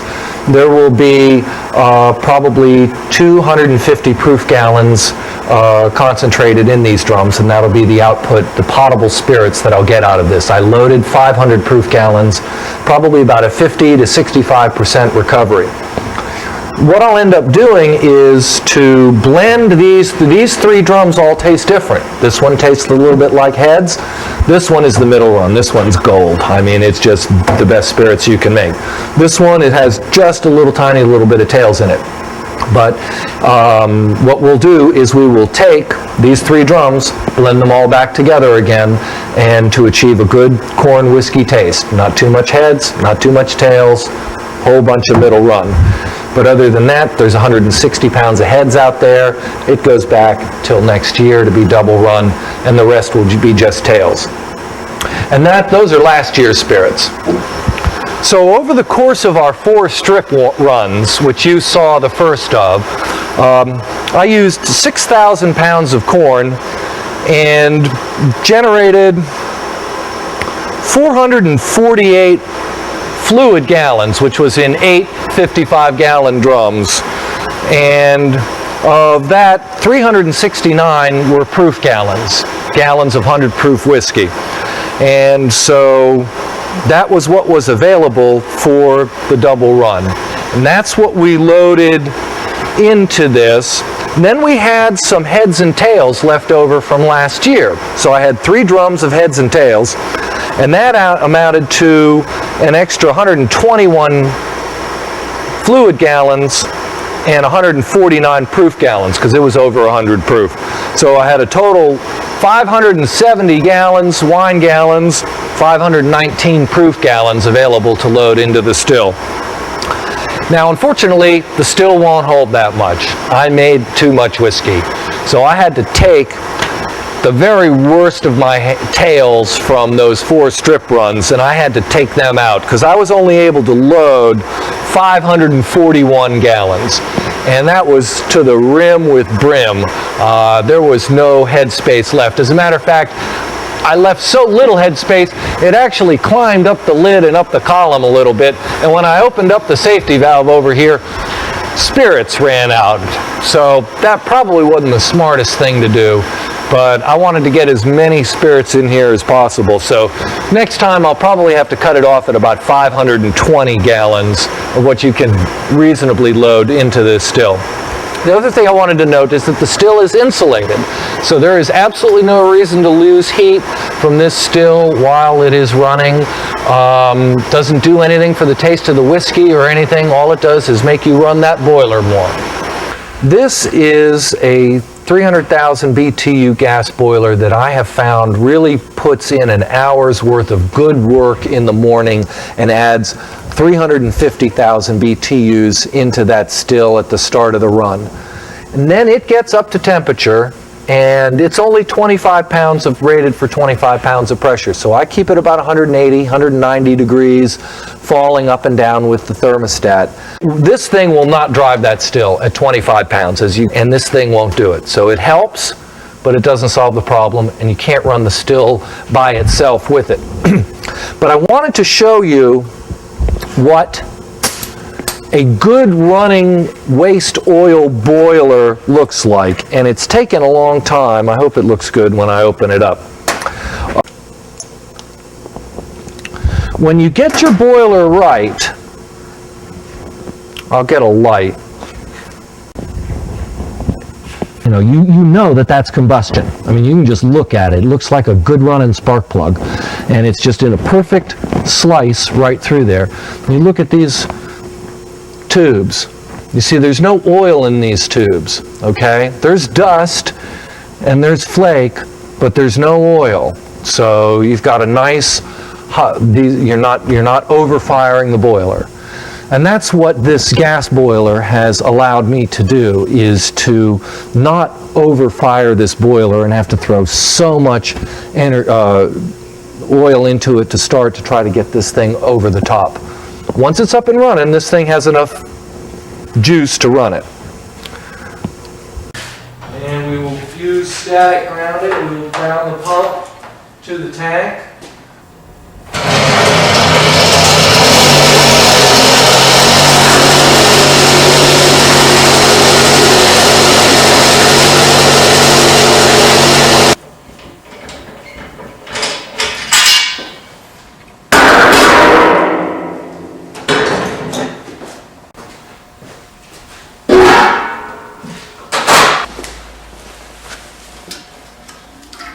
Nice, clean, clear, 155, 160 proof alcohol. Gorgeous.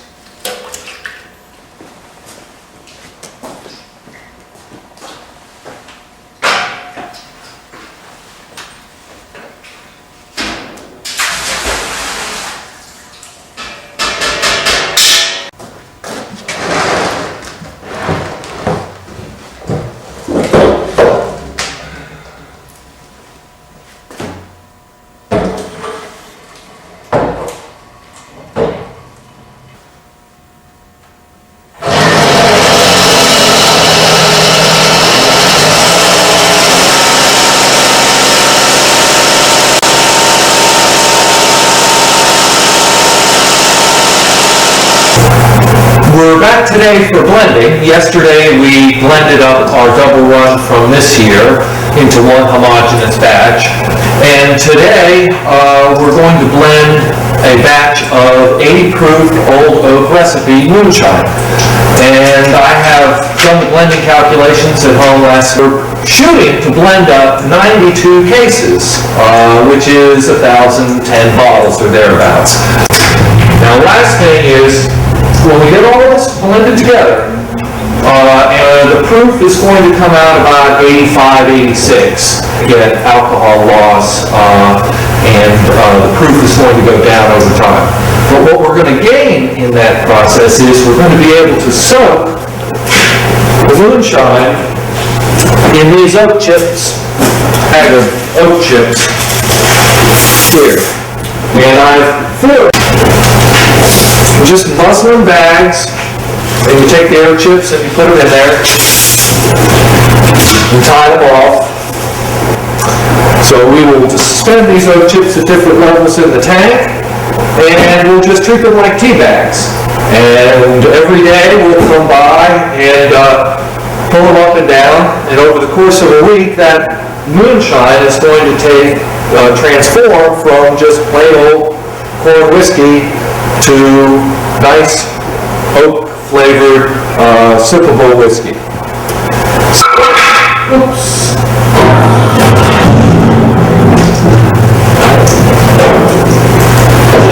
And it's okay, we finished pumping this drum of grain neutral spirits. Left in this.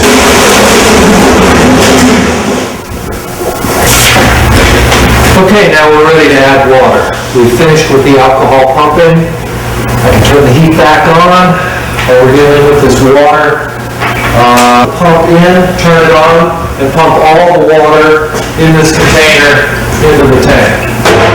We'll get to the last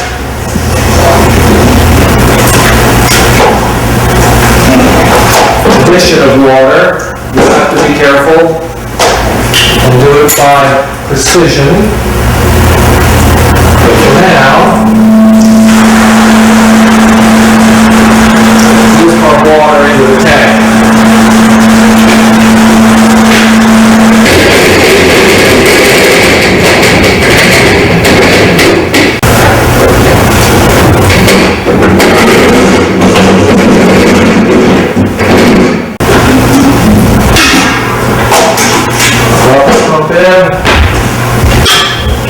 Pump the whole container in.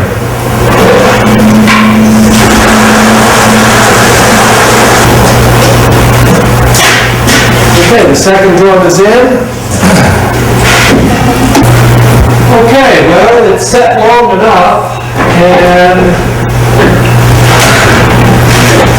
take a quick, oh, baby, look at that, clear.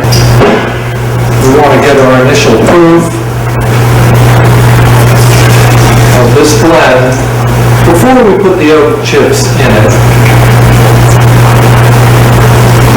And this, so we'll take the 75 to 95 hydrometer. Oh, look at that baby drop. Nice and high proof. And as you can see, pretty clear, clean looking whiskey. So, now we can use a very accurate thermometer with the mercury interior. And that is coming up just under 90 proof, which is great. So we're done with this, and we know that what our true proof is for a start. And we will return this to the container, and we will put in our bags.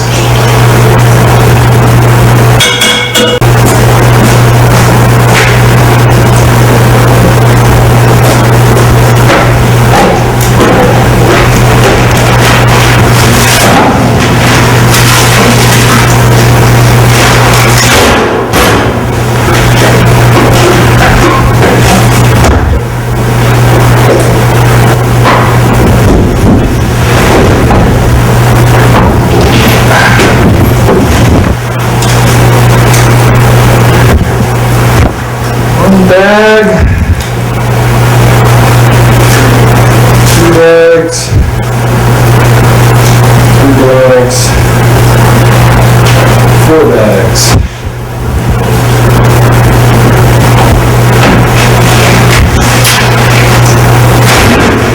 Alright, I can soak for an hour, then I'll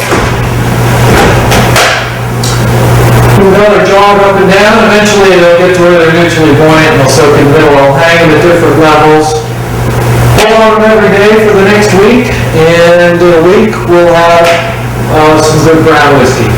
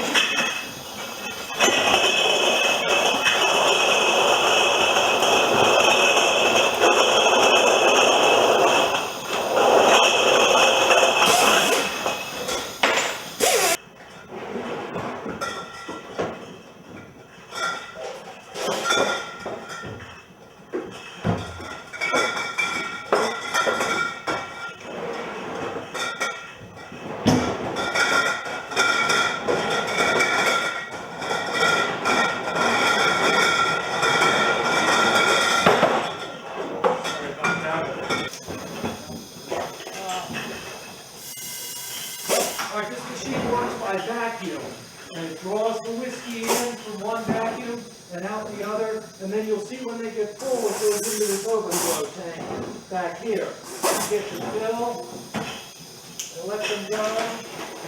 Sort of speed them up down the bottom there. Put 6 in the back here. We blow them out with air. Air operators won't get the dust out.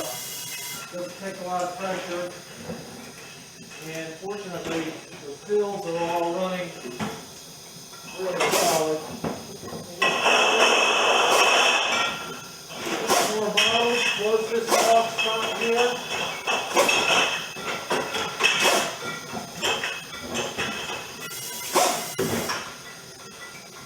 And that's all it takes, a bottle of whiskey, and it's 1,000 bottles we're running today. You can do about a case a minute. And I've got good folks helping me here today, so we have enough a case of it. So really you can do 90 cases in 90 minutes, and you can stay at it that long, but you really can't. It takes about 2 hours. The suction works back there with your light, but other than that, I mean, it's very simple.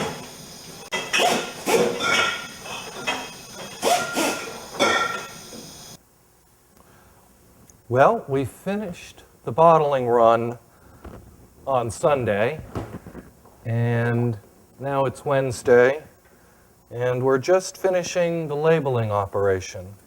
And I wanted to point out a few things about labeling.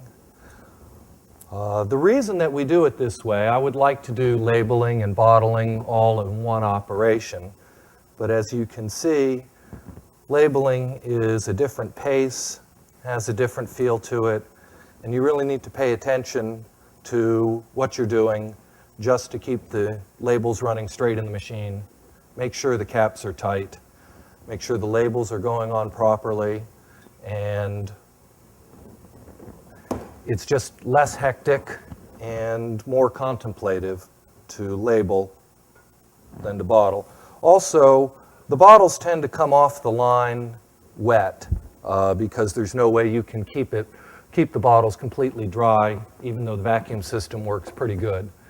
So when you're trying to do both operations at the same time, you're fighting wet bottles, you're fighting more machinery that can go bad, labels don't want to pull straight.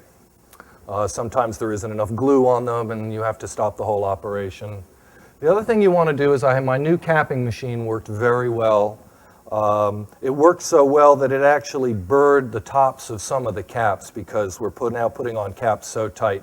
But I tell you, I've had trouble with caps coming loose after 6 months or so, and particularly if people buy them in the store warm and put them into a cold car and lay them on the seat like this.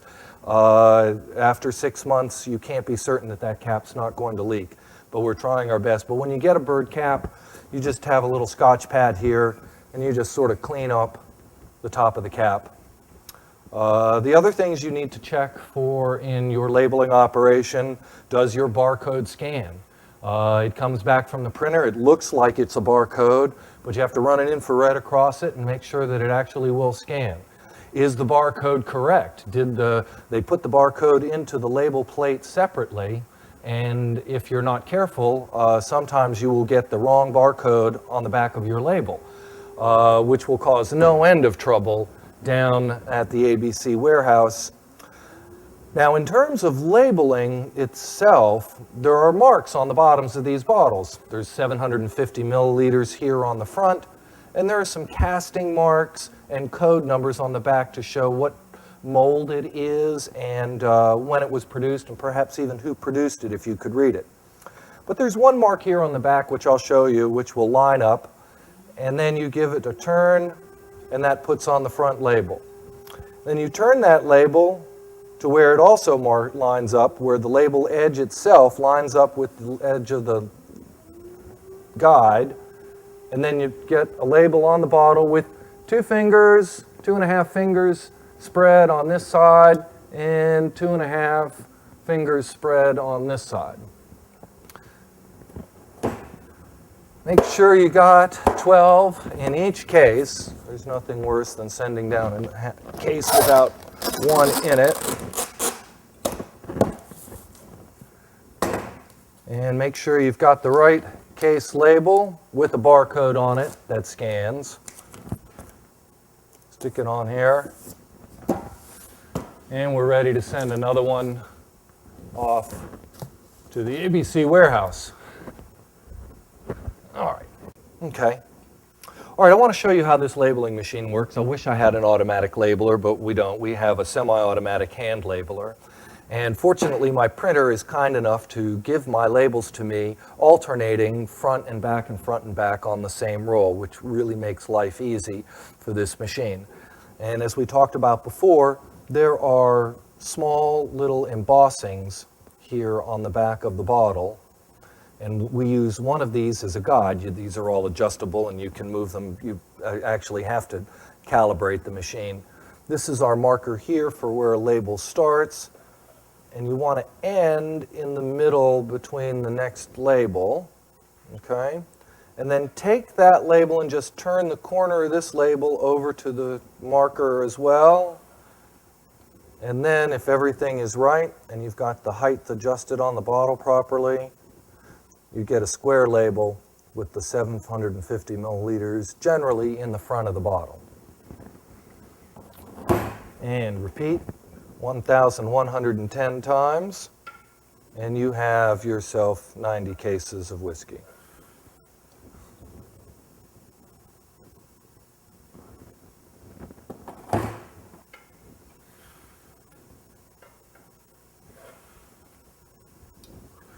This one has a few burrs on the label, on the cap. You can just feel them with your hand where the capper was really grabbing on them.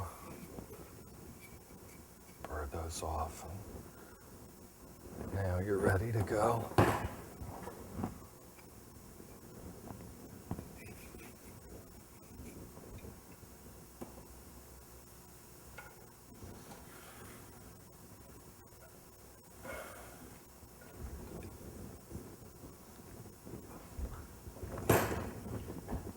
This and this bottle just goes flying in the air. I don't know how. It just lands in the middle in a mess.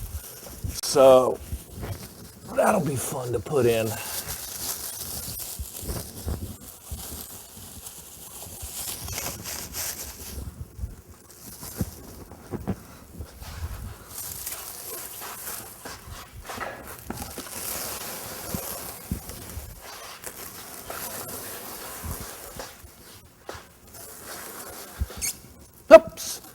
There's a wasp. Get out of here.